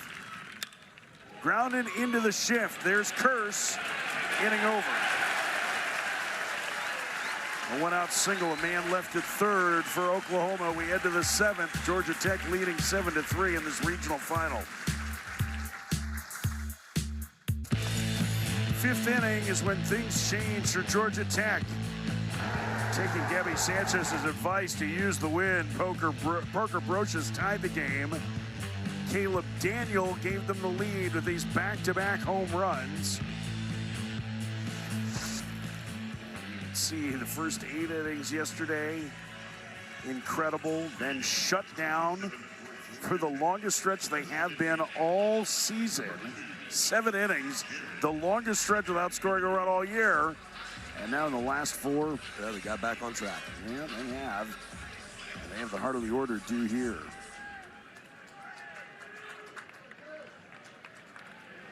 And Advincula, single and a double in 3 trips today against Briscoe Smith. The freshman's first pitch is a strike, and Advincula did not care for that. Seen some high strikes called to Georgia Tech hitters in particular.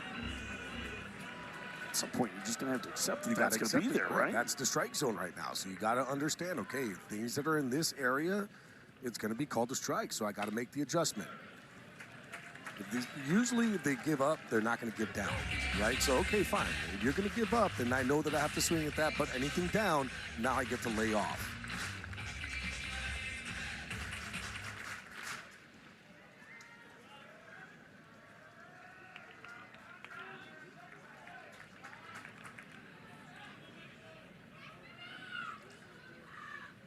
Here comes the 0-2.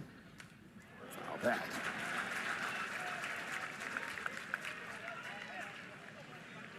See, Advincula very rarely strikes out.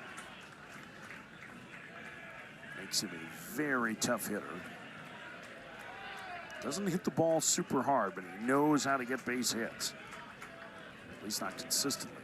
He's got a knack. Transfer from Cal, waiting.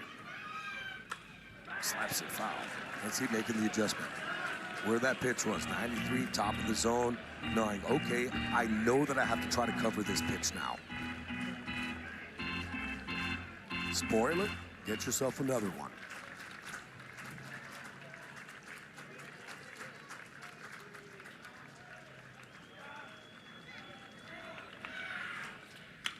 And he serves that one past the outstretched glove of Branch and into right field. A leadoff single for Georgia Tech in the 7th. And here comes Vaughn Lackey, Vaughn Lackey, the catcher. He was hitless in the last 2 games, 0 for 3 today. There's a lot of power in this bat. He shut it off in the first 2 games of this regional. See if he can get himself back on it. Starting to get a little more overcast here at the ballpark. The wind dying down. There's a chance for rain a little bit later on. See, Lackey has reached safely in his last 22 games. Yesterday, that slugging percentage was up over 1,000.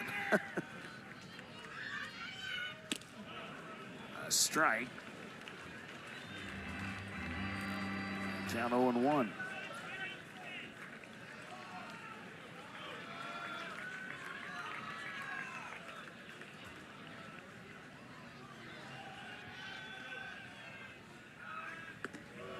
Throw over and Advincula back. Yeah, they've been pitching Vaughn Lackey a little bit differently. Utilizing the breaking pitches early, trying to attack him with the fastballs later. They're pitching him backwards.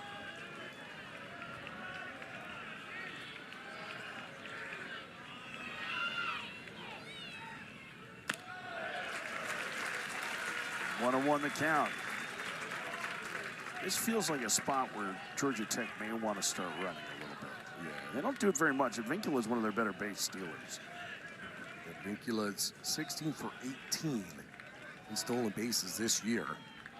Briscoe's is not the quickest to home. In the dirt. 1-1. He's got a high leg kick. It's about a 1.5. Usually when you see those type of numbers, especially with a guy that can run, you're telling him to move. Now, there is that thought process too with Von Lackey up. Don't mess around. Let him just worry about hitting. We don't want somebody running. And he swings and launches it to left, but he just missed. Coming in to make the catch, he's the left fielder, Brock, for out number 1. Big swing, but that one didn't quite jump off the bat. I think that one got a little bit off the end of the bat. He was right on it. He knew what he wanted to do, just got it off the end. Here's Zuckerman. Now, are you more likely to run with Zuckerman? Yes. Granted, he's got power, but he also is leads the team in strikeouts. He's 0 for 3 today.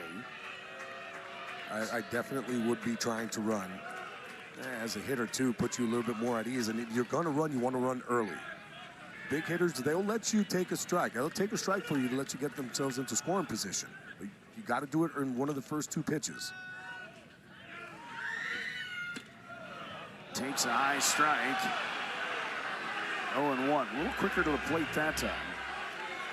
That's the second time he's had high strikes called against him. James Ramsey's going to use a timeout, and he wants to talk to Zuckerman here.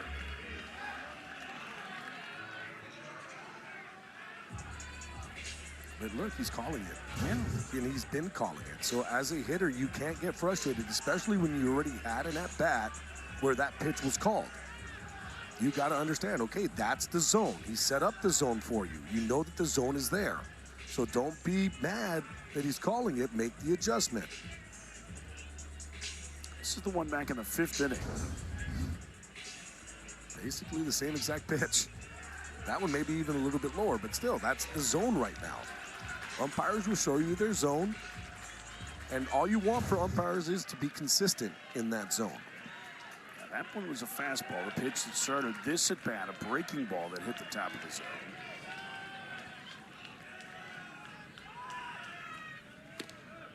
Inside. 1-1. I thought it was a breaking ball. Maybe I was wrong. I think it was. What's that? I think it was. You think it was? Yeah. Pitch. Low. 2 balls and a strike to Zuckerman. 7-3 Georgia Tech. They lead batting in the top of the 7th inning. Winner goes on to Super Regionals.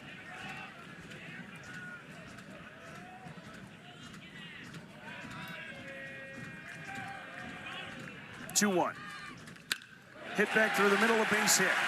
And Vincula is going to make the turn and head to third with walk playing very deep. And Georgia Tech has him at the corners with 1 out.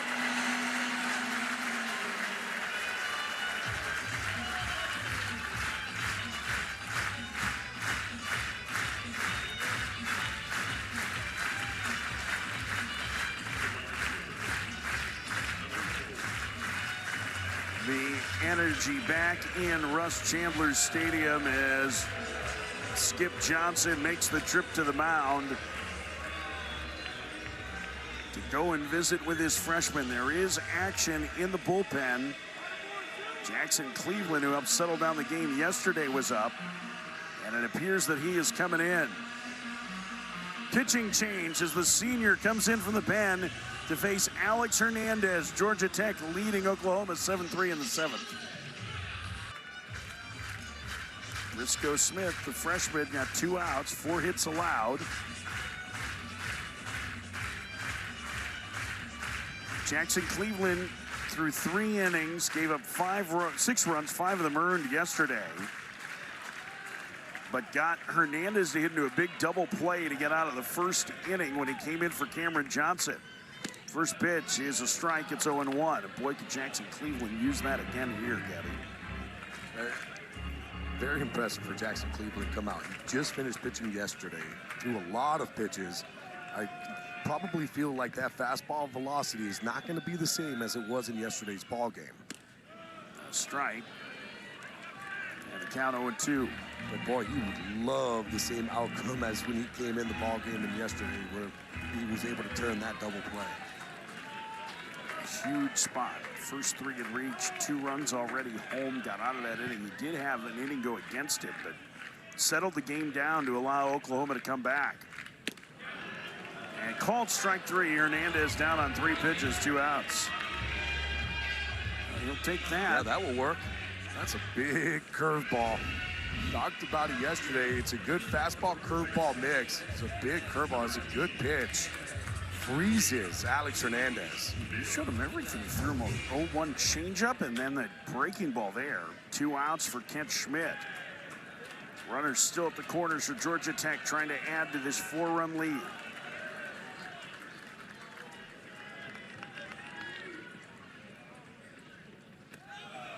One and 0.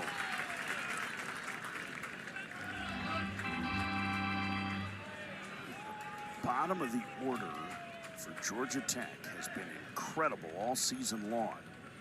Schmidt, the 7 hitter. Outside, 2-0, and that has involved Schmidt, Barocious, and Caleb Daniel, and Will Baker, and early in the season, Carson Kearse. They've gotten a ton of production up and down the lineup. The 2-0. Takes a strike and a count 2-1. And again, just playing overshift, especially with a guy like Kent Schmidt who can handle the bat, giving him a lot of space over there on that left side where he can kind of almost get beat by a pitch, and it's going to end up getting a hit and an RBI if he's able to hit it to that area. He hit a ball up the alley his last trip. He takes away and the count 3-1. Remember, he flied out to the wall and left a couple of times yesterday. We have not seen him hit a ground ball to the left side. But there, I mean, he looks to go that way. It's not like he's trying to pull every single pitch. In this situation, too, you make a hitter a little bit better of a hitter because you're letting him back up the ball. The 3-1 swing and a miss. He was trying to hit a homer there. No, it was 3-1, and he got a changeup, was way out in front. He said, I get what you're saying, but it's 3-1. I'm going to get my swing off to see if I can hit it out. Zuckerman will be running with 2 outs, 3-2 the count. Vincula down the line at third. Runner goes, the pitch. Swing and a miss. Schmidt down on strikes, and Cleveland quells the fire. It's time to stretch here in Atlanta. Welcome back to the NCAA Baseball Regionals presented by Capital One. Bottom of the 7th inning in Atlanta. Oklahoma, the home team in this decisive 7th game of the Atlanta Regional. The winner heads to Supers. OU trying to get back to Omaha for the first time in 22 years. Georgia Tech hasn't even been to a Super Regional in 20. That was their last Omaha trip, 2006. The number 2 team in this tournament has rallied from a 3-0 first inning deficit to take the lead. Mason Patel, their relief ace, has allowed just 1 hit through 5 innings of work. Now he'll face 9, 1, and 2 in the Oklahoma order. Kyle Branch takes a strike. It's 0-1. This feels like a very, very big inning for Patel. Yeah, last inning started to get away from him just a little bit, but I'm looking at the fastball velocity, still 90, and it's spotty, so it's not like overthrowing 90. The 0-1. Bouncer to third and foul. It's 0-2. Kyle Branch's mom, Carrie, here. Husband, Rusty. You see the goateed young man to her right, on the left of your screen. That's Kobe Branch, the shortstop for Georgia. Congratulations to the Bulldogs on making their way to Super Regionals, where they will host conference foe Mississippi State.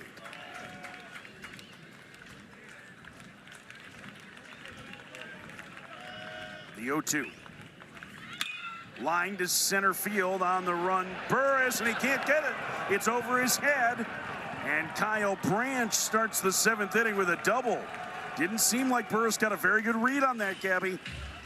No, he didn't get a good read at all. I think he felt like that ball didn't get hit as hard as it was off the bat of Kyle Branch. He actually comes in on it. And because he comes in, all of a sudden he realizes, oh, that ball's getting over my head. Didn't have the right route, but hey, you know what? Kyle Branch's mom really loves it. Now can OU start to run their offense with the speedy Jason Walk at the plate. First pitch to the switch hitter, a strike. It's 0-1. We know home runs have been a story for OU here, but when things are going well, they're moving the ball around. They are bunting, they are running.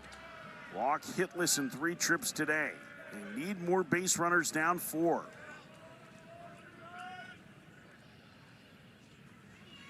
Swing and a miss.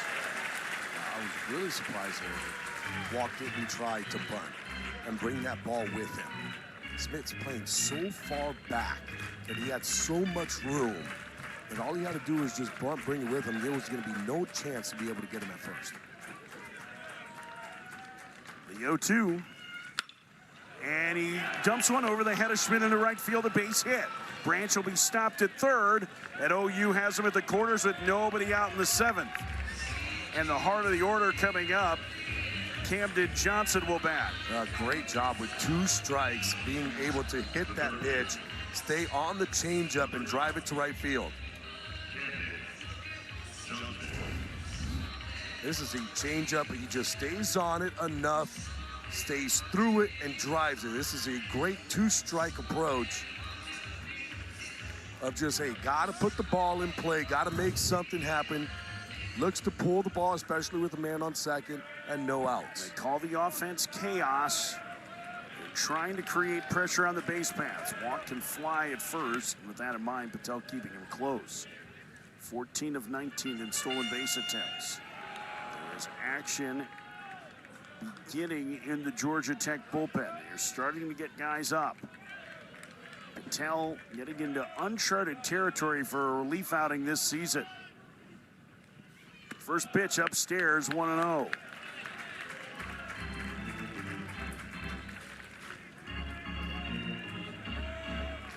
In this situation, you'll give up a run to turn a double play.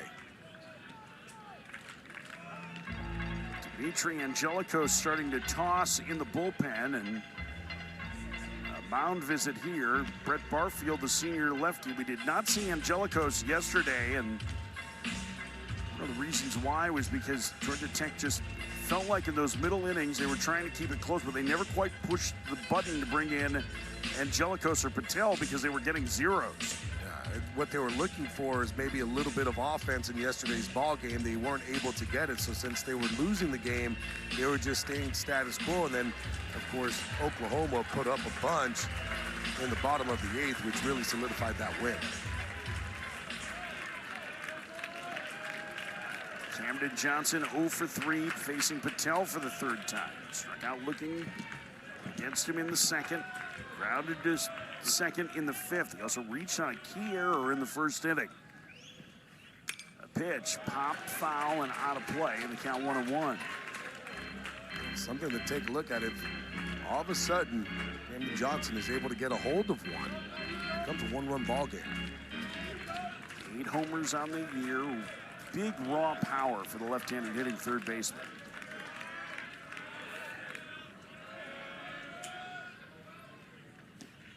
Bouncer foul.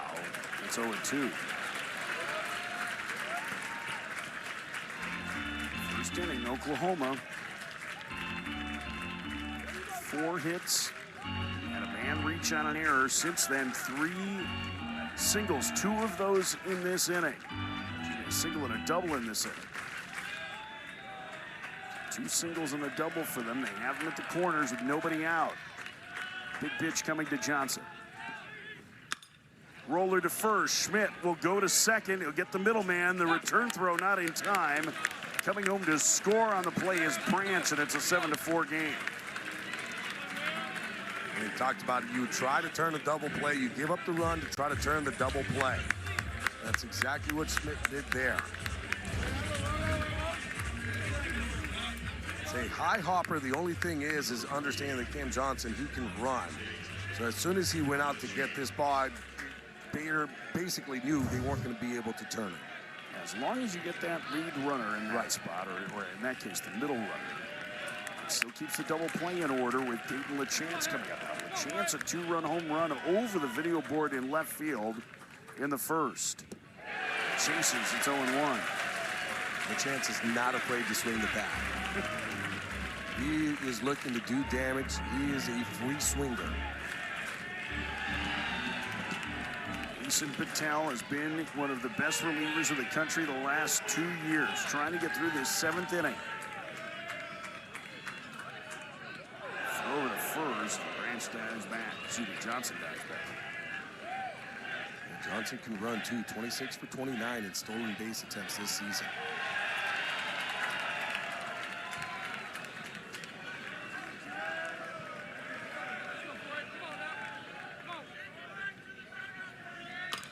Roller foul. It's 0-2. Patel pretty quick to home. It's about a 1-2. Once you start getting to about a 1-3 mark, you start to think about it, but with Lackey behind home plate, you don't really think too much because that's going to be a little bit too quick. So you want to be about a 1-4. So at 1.2, delivering this ball to home, Patel's going to be able to control the running game.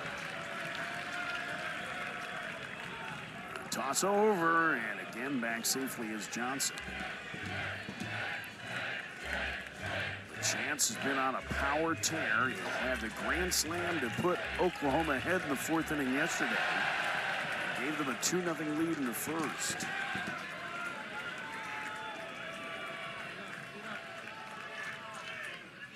Fouled away, just did get a piece. That is one way to protect the plate. That ball was about a foot off the plate the way that he was able to somehow make contact with.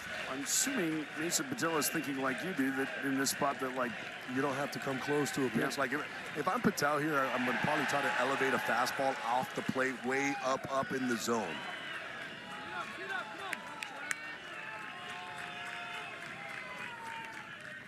The 1-2. Swing and a miss, 2 outs.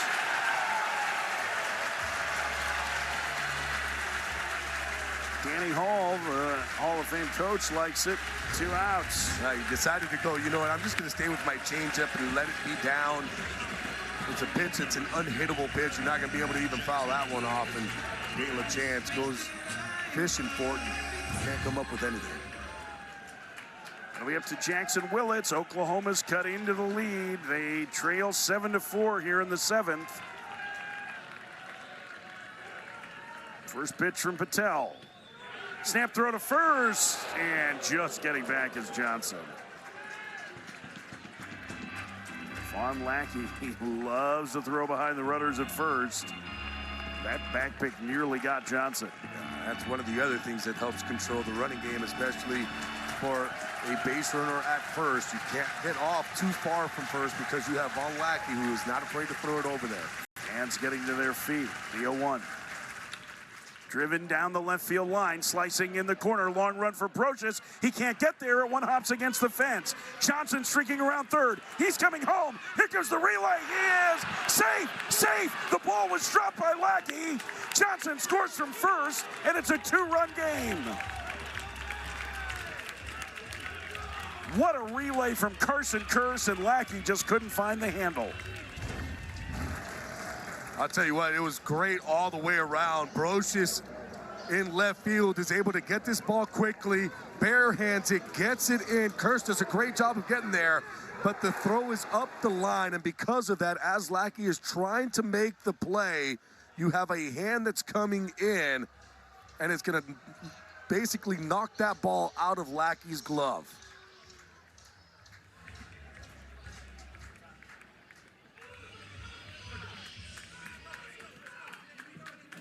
And apparently,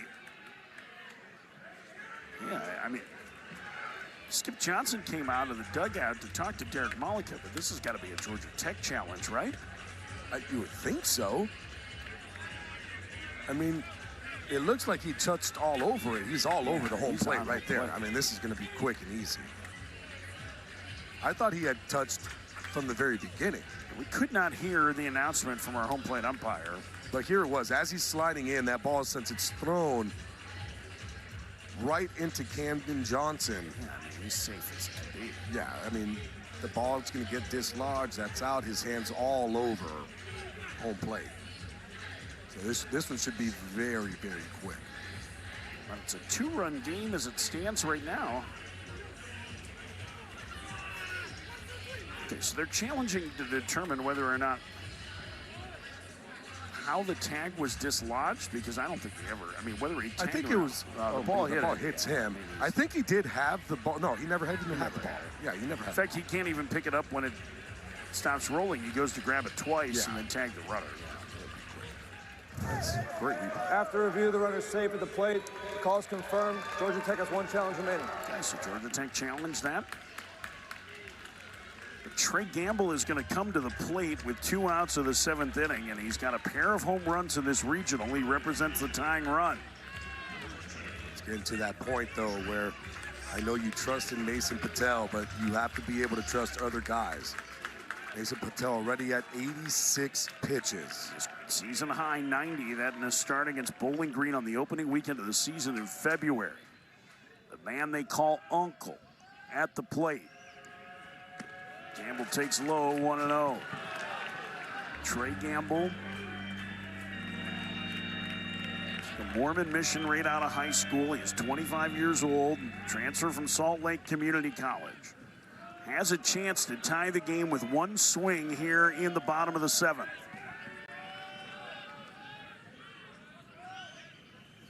Swing and a miss. Fastball at 89. It's 1-1. Yeah, so fastball velocity is basically down about 2 or 3 miles an hour. Still able to spot it down low, so it's not like he's trying to get extra juice in there. Patel trying to will his way through this inning. Bouncer to first. Schmidt waits for the 3rd hop. Underhands the pitcher covering. Inning over. Patel has done a marvelous job out of the Georgia Tech pen, but Oklahoma gets a pair. We head to the 8th. Georgia Tech 7, OU 5 in this elimination game. And Georgia Tech has a 2-run lead as they come to the bat in the top of the 8th innings. Having a long conversation with Matt Taylor. The two are very close. Patel's longest relief outing, 6 2/3 last year, at March 22nd, against Notre Dame. But it is his day over. Matt Taylor has not made the decision as of yet. It seems like Georgia Tech. Jackson Cleveland on the mound for Oklahoma. As 8-9-1 due. Parker Brocious tied this game with a solo home run in the 5th. I would be very surprised if Mason Patel was still out there.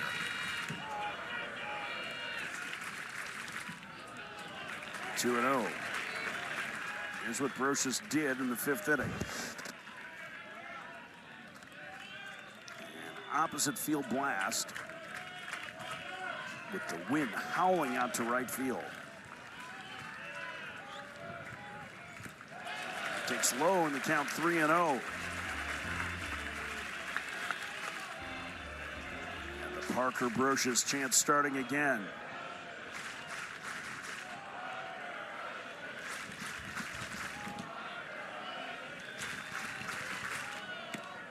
Strike, it's 3-1.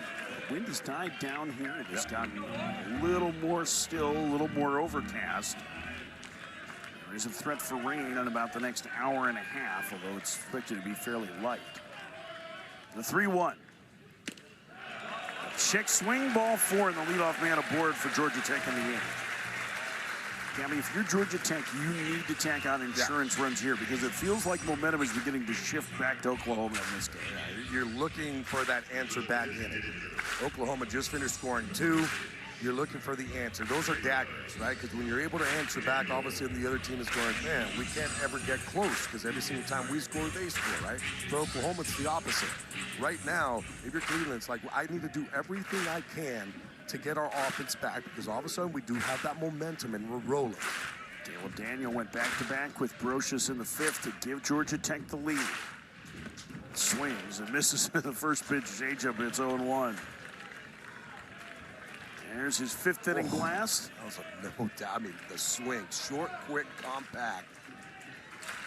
Having some fun while he rounds the bases. Just don't point to your family. Throw over to first, and Brochus just back. Boy, Brochus had to scramble to get back to the bag.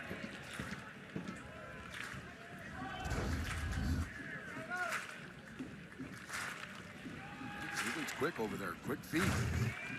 Good pickoff. Swing and a miss. Well, that's 2 changeups that Caleb Daniel has been way out in front on. It's 0-2. Yeah, it looked like Caleb Daniel was thinking fastball out of hand, taking huge cuts.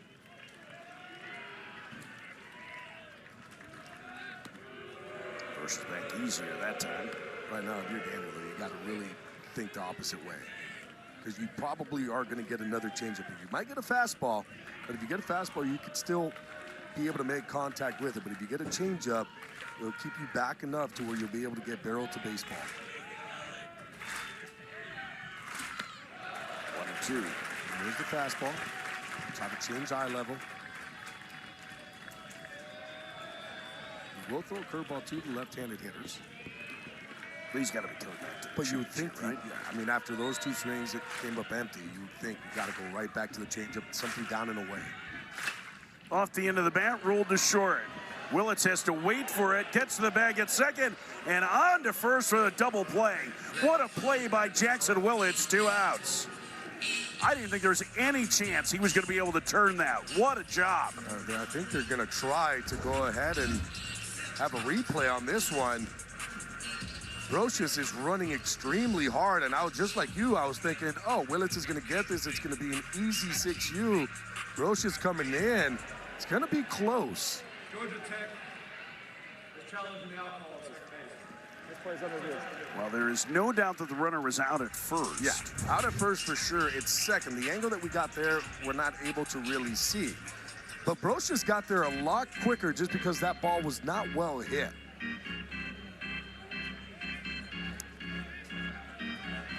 Let's watch.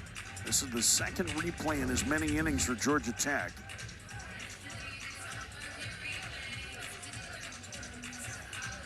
Boy, that's close. I mean, for me, that looks like it's going right at the same exact time. Yeah.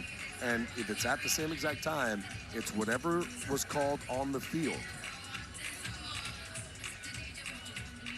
It looks like it's getting at the same exact time for me. I don't know that there is enough to overturn. And I don't think so either. And to me, anyways, it's there. It's a bang-bang right at the same exact time. Whatever the field, whatever was called on the field. So it was called an out. It was called the double play. It's what it should stay at. I mean, what an incredibly athletic play by Willits, too. To get to the bag, make that throw, tumbling over Brochus. There's foot on. I mean, this might, in this angle here, it kind of tells me that Willits got there just right before the foot hit. But again, it doesn't matter because even if at a tie, they're not going to be able to hit. There's nothing there that shows any.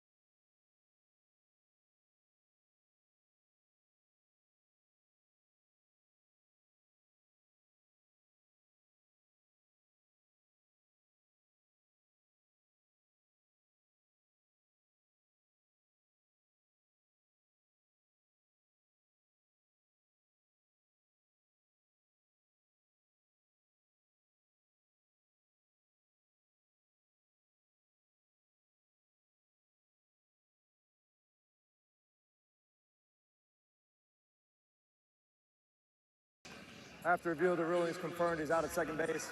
Yeah. The slide.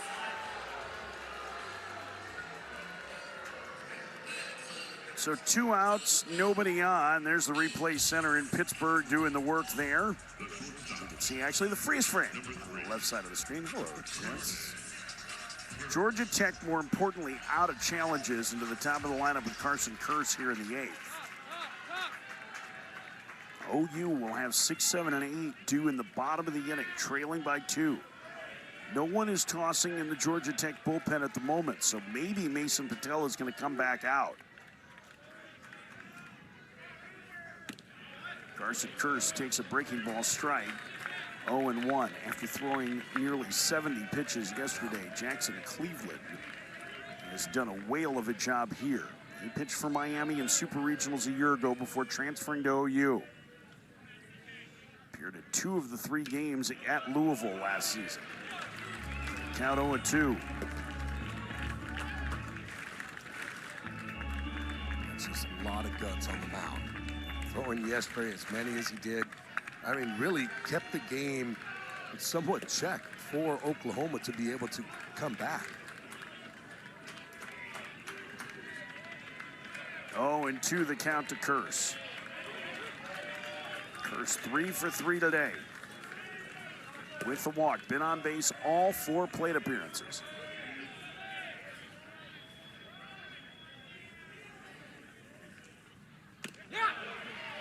Oh, just missed. Everybody was leaping out of the Oklahoma dugout, thinking that Curse had been frozen. LeChance was headed to the dugout. I thought this pitch was off, too. It was a curveball. Yeah, it was. See him off and bring it back. LeChance did come back and patted his chest like, my bad. The 1-2, swing and a miss. Cleveland gets the strikeout anyway, and the inning is over. Jackson Cleveland has done a great job again out of the OU pen. Oklahoma trailing by 2 with 6 outs to play with. Clinging to a 2-run lead. He'll face 6, 7, and 8 in the OU order. They are going to ride or die with their ride or die right now. And that is Mason Patel. I feel like this might be a batter to batter. First pitch a strike, it's 0-1. 91 pitches. A career high for Patel. Dylan Loy getting loose in the bullpen for Georgia Tech. Swing and a miss, it's 0-2, and there is a chance that Loy is getting ready for the 2 lefties coming up. I think that's exactly what it is. Hey, can you go out there and get us just one more out? When you get Brendan Brock, that way we're able to go to our lefty. And Tate McKee, their Friday starter, has a ball in the bullpen as well. The 0-2 just missed. 1-2. The senior Patel, incredibly popular teammate, incredibly popular player, one of the best relievers of the country the last 2 years. This could be his final game if Georgia Tech can't hang on. The 1-2, swing and a miss, he got him. And the leadoff man gone in the Oklahoma 8th.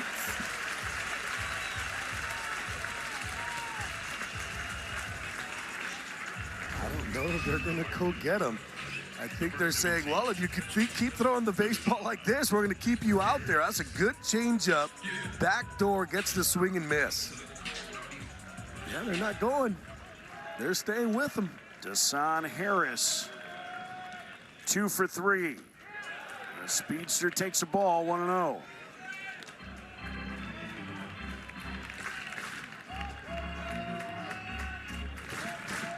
Last home run that Patel allowed was in regionals against Ole Miss and Hattiesburg last year. Liner down the right field line. That's going to get down and roll into the corner.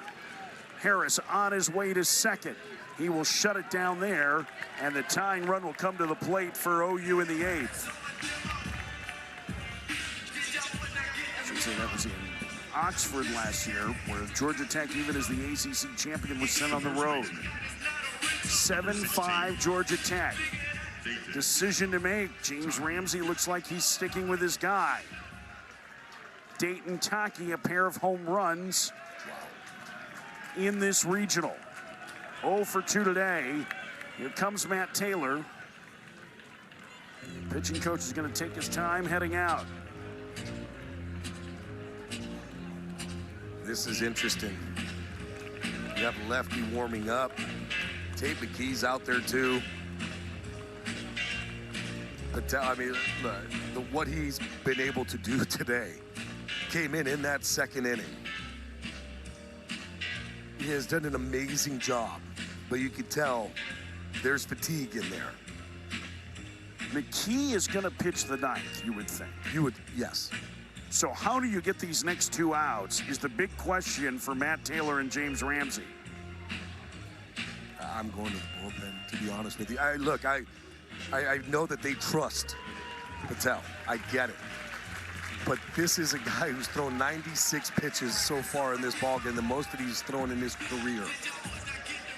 The first game of the season, he was a starter and threw a bunch of pitches. But ever since then, they put him into the bullpen. Loy in the foreground, Brett Barfield, who's got reverse splits in the back, number 32. Tying run at the plate, it's Tockey. He has power. 1 out in the 8th, and he lines this one into right. It's going to get down for a base hit. Harris will get the stop sign at third as Patel cuts off Hernandez's throw, and now the go-ahead run coming to the plate in Kyle Branch. And is this the moment that James Ramsey makes the move to the pen?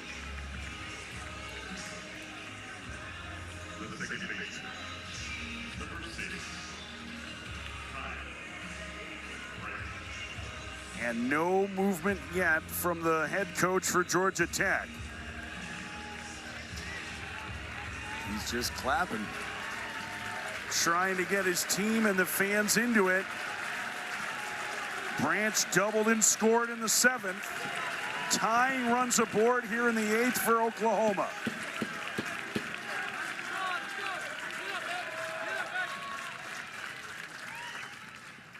First pitch is a strike. It's 0-1.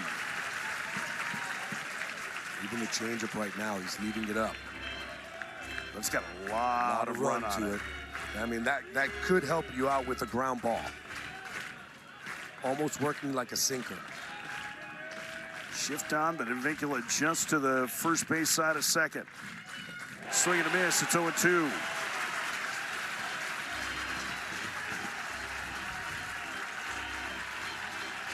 Oklahoma will use a timeout here. Kyle Branch's mom locked in, earpiece in.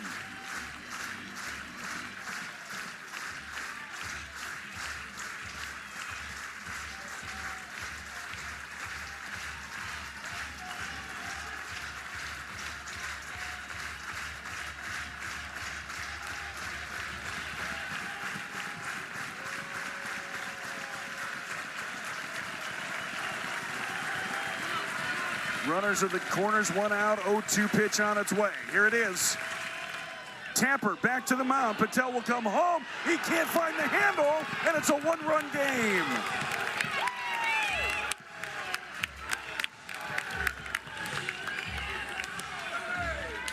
And now the go-ahead run is at first. Tell you what, Patel threw a really good changeup here. Branch just hits it right off the end. Patel comes in, just cannot come up with the grip. That would have been an out at home if he's able to get that ball out of his hand.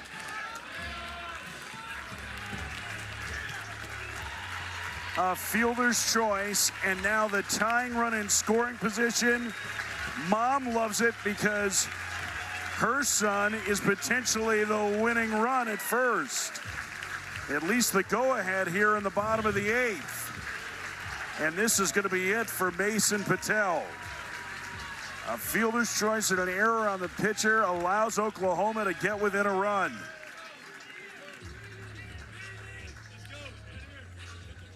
Patel, 100 pitches on the nose.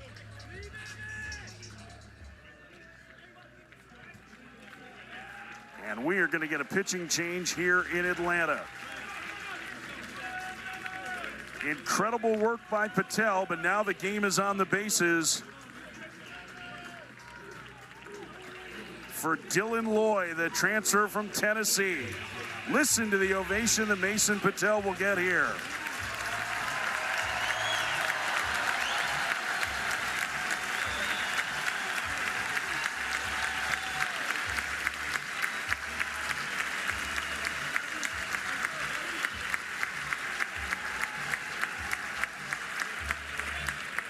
Mason Patel, 6 1/3 innings out of the bullpen, the second longest relief outing of his career. But the game is on the bases right now. Yeah, I mean, look, gutsy performance. To be honest with you, I felt like they probably should have gone to the pen to start the 8th inning. They let him go out there, then you started to realize, okay, you know, Brendan Brock, he's a righty. Get him out. As soon as they got him out, I thought that was the time to go because there was going to be back-to-back lefties. They left him out there. You can tell, look, he's fatigued, he's tired. He threw a little more pitches than he's thrown in his whole entire career. But at the end of the day, boy, what a gutsy performance. Dylan Lloyd didn't allow a hit in his appearance against OU on Saturday. The lefty facing the switch hitting Jason Watt. Great speed at the plate. And he takes down an in and nearly hit him 1-0.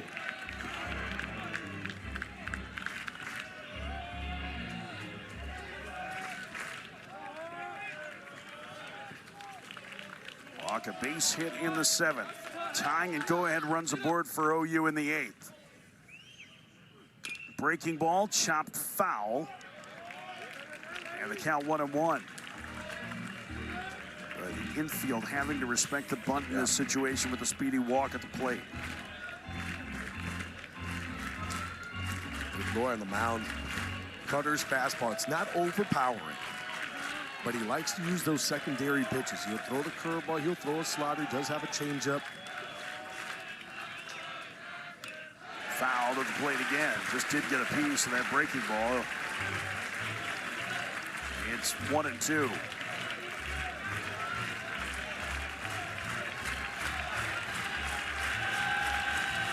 Walk struck out against Loy on Saturday. Fans coming to their feet again with 2 strikes.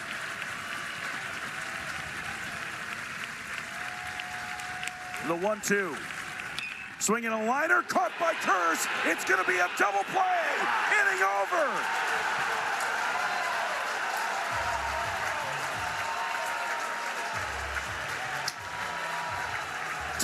Tockey hung out to dry, and Georgia Tech will head to the 9th with the lead.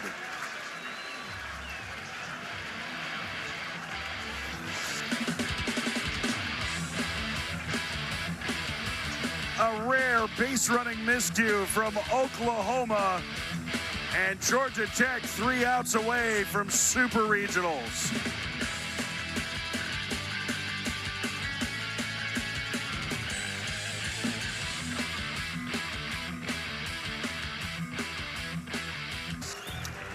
Huge double play that Dylan Lloyd got to end the 8th.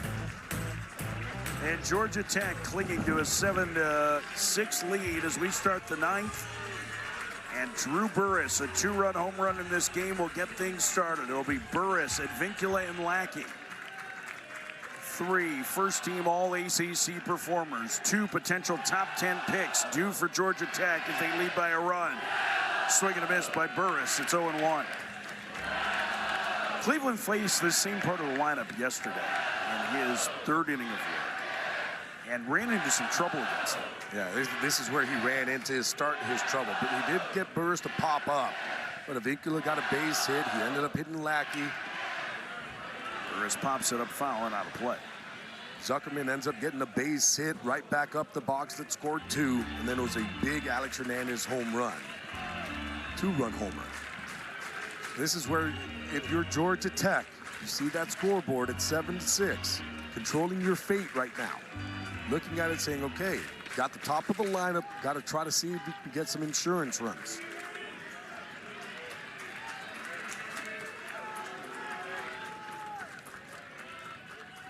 Here's the 0-2. 3rd inning, Drew Burris did this. Ooh, elevated fastball, stays on it, on his backside.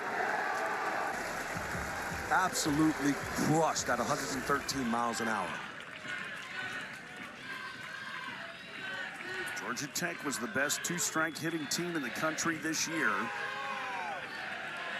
A 1-2 and a chopper towards the middle. Nice play by Branch to get to it and throw out Burris for out number 1.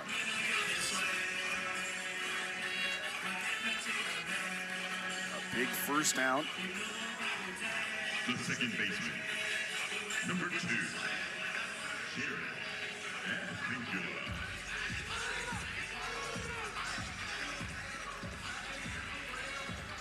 Looking ahead to the Oklahoma ninth. As they trail by a run, they will have the heart of their order. Camden Johnson, the third baseman, Dayton LaChance, Jackson Williams, the shortstop. 2, 3, and 4. Same spot in the order that Georgia Tech is in now. Johnson, LaChance, who has a 2-run homer today, and Willits, their cleanup hitter. The 1-0. And Vincula bounces to short. Willits comes in to grab the short hop. 2 gone. Nice scoop there. Picked by Tockey. 2 outs.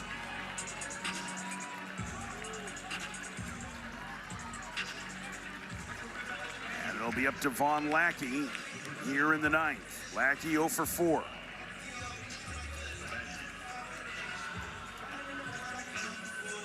Lackey's grounded into a double play, grounded to third, struck out and flied to left. Danny Hall has the sunglasses on.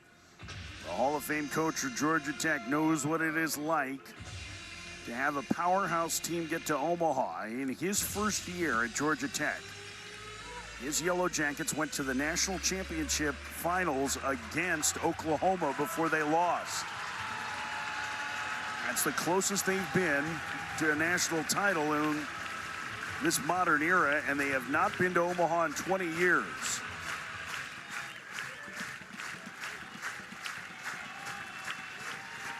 Vaughn Lackey trying to add a little insurance. First pitch. It's 0-1.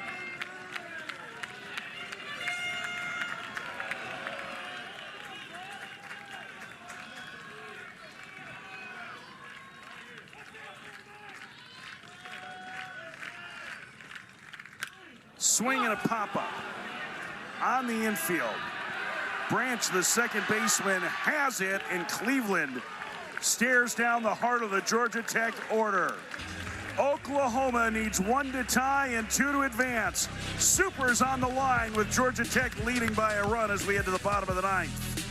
7-6, Georgia Tech leads in the bottom of the ninth. And the new pitcher for Georgia Tech is their Friday starter, their ace, Tate McKee, making his first appearance in relief since June 2nd of 2024 as a freshman in the Athens Regional, nearly 2 years ago. And he will have to go through the heart of the Oklahoma lineup.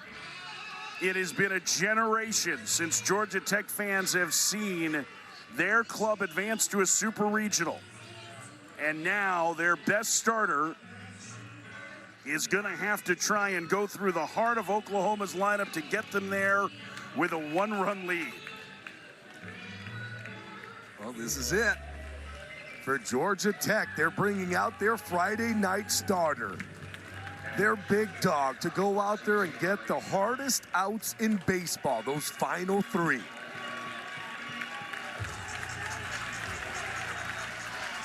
Camden Johnson will lead off, and then Dayton LaChance will hit. And in the first inning, LaChance got the scoring start for OU with this 2-run blast. He had the go-ahead grand slam yesterday. He is in the on-deck circle, the leading home run hitter for the Sooners. 7-6 Oklahoma, bottom of the ninth. First pitch from McKee. A strike. It's 0-1.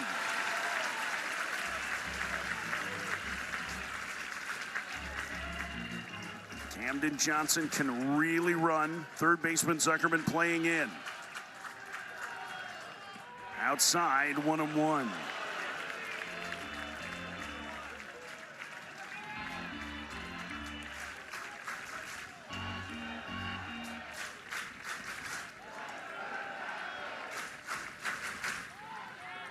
Two balls and a strike to Johnson.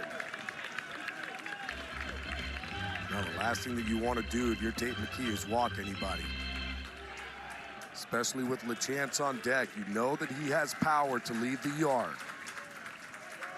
We welcome those of you who are watching us on Squeeze Play. Camden Johnson fouls it off. It's 2-2. Oklahoma held a 3-0 lead. Georgia Tech stormed back. They led at one point 7-3. The 2 in the 7th, 1 in the 8th have gotten Oklahoma within a run as we play the bottom of the 9th. And Georgia Tech has turned to their starting ace, Tate McKee, who's run the count full on the leadoff man for Oklahoma. And in the on-deck circle for OU, their leading home run hitter, Dayton LaChance. And Camden Johnson has great speed. The last thing they want to do is put him aboard. The payoff. Outside ball 4, and the tying run is on with nobody out.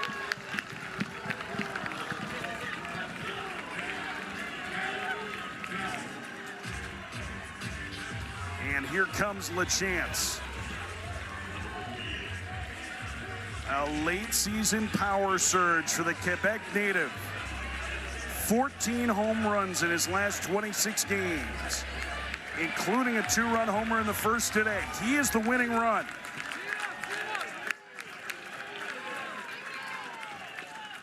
The first pitch, swinging a grounder, backhanded stop by Curse, from his knees across, got him!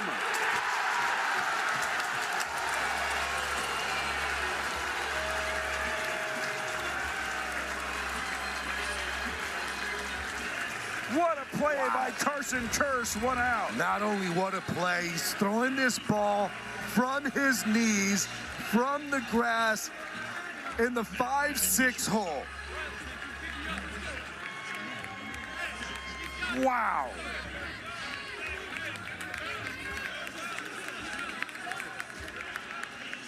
LaChance out, 1 gone, but the tying run in scoring position for Jackson Willits now. Willits a pair of hits today. The junior shortstop waits, and he rolls it through the right side. It's a base hit. Rounding third is Johnson. He's coming home. His throw is not in time. OU ties it into the 9th. Jackson Willits delivers. And the walk ends up hurting Georgia Tech. Big time hit by Jackson Willits.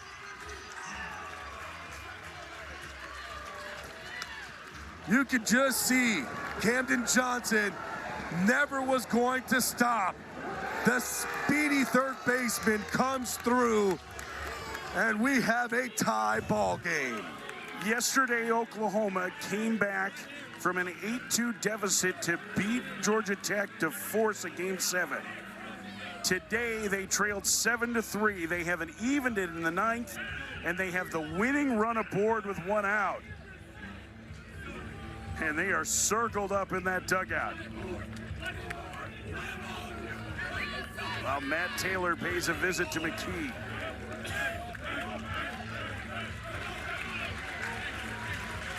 Trey Gamble is the scheduled hitter. And Reggie Willits, the associate head coach who runs the offense, with some instructions for his son Jackson at first and for Gamble. 7-7 game in the 9th.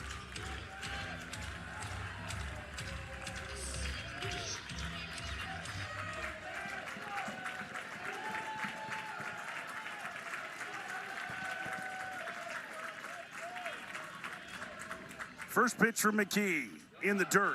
It's 1-0.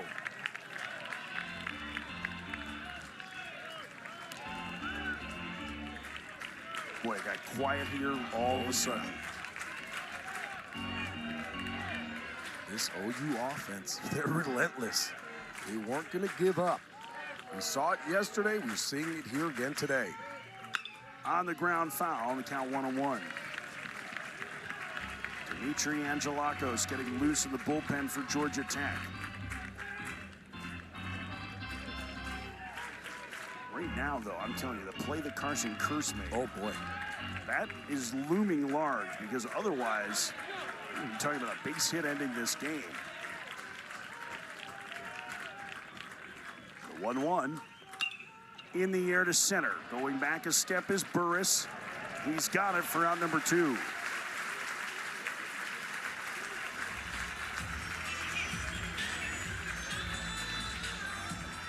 2 outs for Brendan Brock. The left fielder, number 10, Brendan Brock yesterday, a pair of home runs, including one that sparked an 8-run 4th inning that helped post Oklahoma to victory. Winning run at first, outfield very deep. The first pitch in the dirt, 1-0. Brock second on the team with a dozen homers. The transfer from Southwestern Illinois College, where he is their all-time home run leader.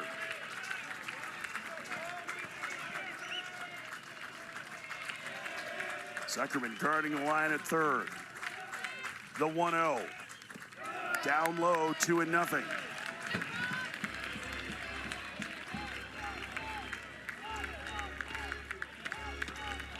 Team needs a new baseball.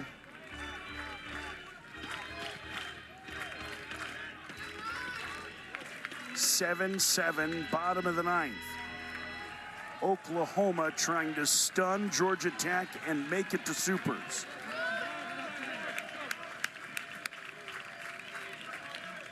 The 2-0. Into right field, that's a base hit. Willett's around second, he's gonna head for third, and the winning run is 90 feet away. Kearse trying to throw back behind the runner, but it was offline. And now a base hit would win it for OU.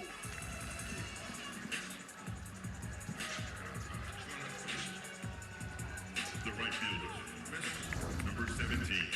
Oh, Brendan Brock, really nice swing. Gets the cutter, stays on it, and drives it the opposite way. Jackson Willett at first. As soon as he hit it, he's looking to go first to third. There's a lot of reasons why you like that play. One, now if you're Lackey, you got to keep that ball in front of you. Pass ball will end this game. Wild pitch will end this game. So you got to do everything you can to not give up the extra 90. Desan Harris with 3 hits today takes a strike. It's 0-1. You could need a chainsaw to cut the tension in this place right now. It is so thick.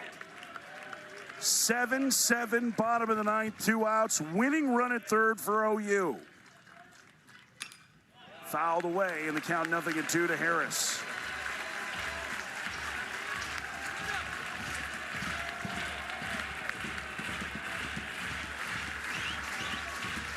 Everyone on their feet, hoping McKee can force extras. Harris trying to end it.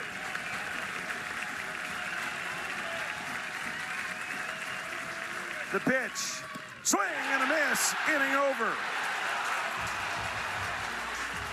Oklahoma ties the game, but they leave the winning run 90 feet away.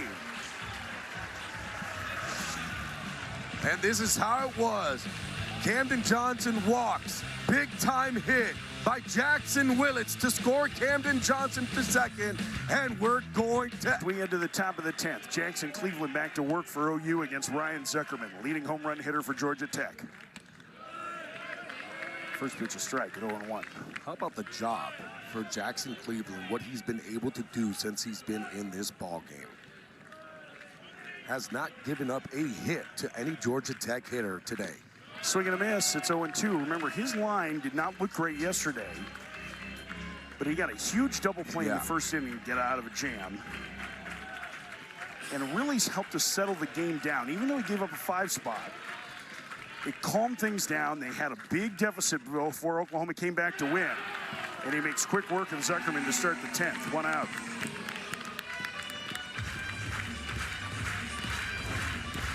Clearly, I mean, this is his bread and butter. It's a huge breaking ball. Actually, no, that's the splitter that he's starting to throw a little bit more now. It's got a lot of action like that breaker as it's coming down. I mean, it just absolutely kills the spin on it. Alex Hernandez, 4 home runs in this regional. 13 runs driven in the first 3 games. Tried to take a swing, he went around. And now you're starting to see a little over-anxiousness from Georgia Tech hitters. Something we really haven't seen this season. Now, Alex Hernandez did face Cleveland in yesterday's ball game and hit a 2-run homer.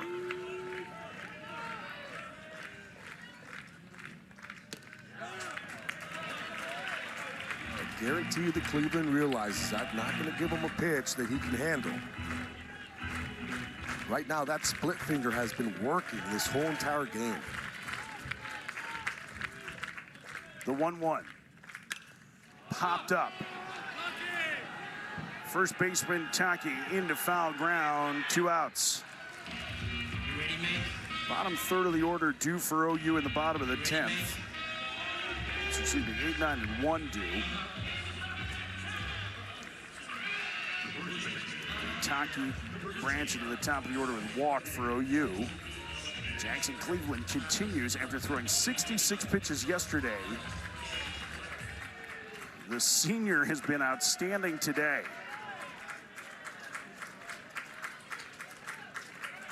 Pitch to Kent Schmidt. Breaking ball strike. It's 0-1.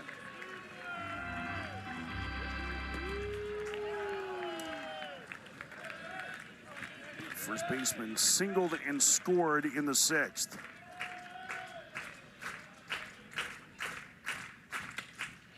Little jam shot out into shallow left. Oh, and what a running grab by Jackson Willits to end the inning. Great defense from OU again as we head to the bottom of the 10th, tied at 7. Boy, he had to go a long way to make this play. Jackson Willits making a great play, and all of a sudden, Oklahoma has a chance for a walk-off. Incredible drama here in Atlanta. The Oklahoma Sooners have rallied from a 7-3 deficit in the last 3 innings to tie Georgia Tech, the #2 overall seed, who blew an 8-2 lead to Oklahoma yesterday, and now find themselves needing a 0 from Tate McKee, their ace, as the right-hander will face Dayton Tockey. Tockey, Kyle Branch, Jason Walk, 8, 9, and 1 due for OU. First pitch to Tockey. Takes a strike, 0-1. On Saturday, Dayton Tockey did this. And it was Tate McKee who was pitching. And he drove the ball the opposite way for a home run. The 0-1. Way inside.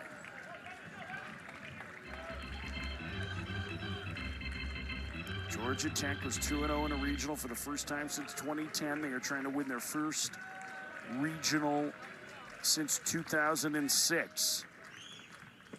Tockey behind the count, 1-2.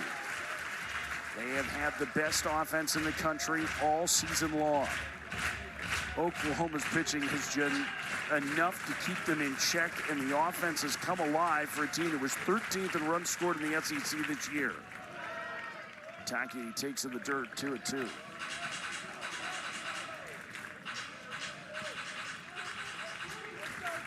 Dayton Tockey, an RBI base hit in the 8th inning. It pulled Oklahoma within a run. The 2-2. The count goes full. Even though we are in Atlanta, Oklahoma is the home team.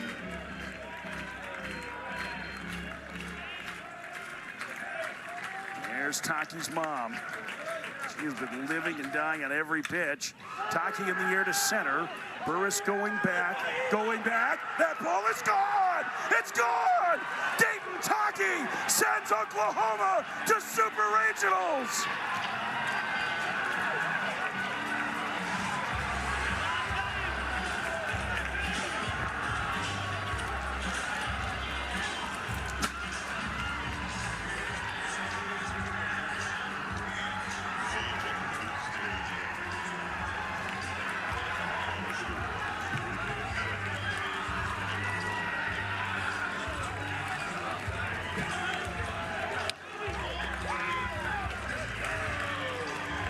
Heartbreak again for Georgia Tech, and joy for Oklahoma as they've stunned the #2 team in the tournament.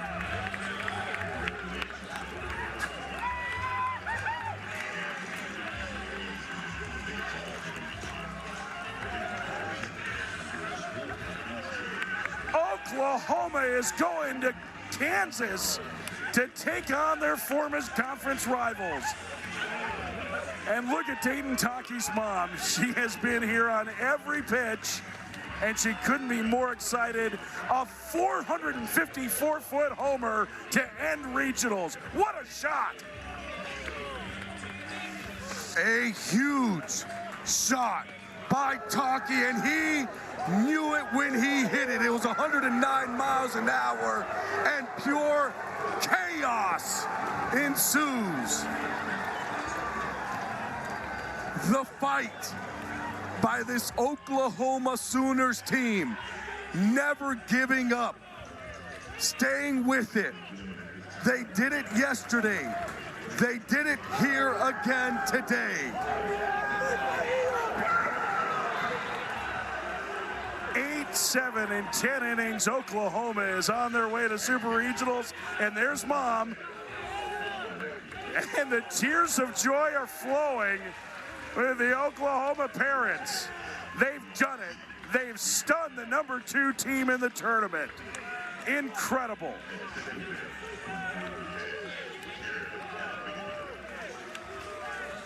Dayton Tockey with the walk-off home run.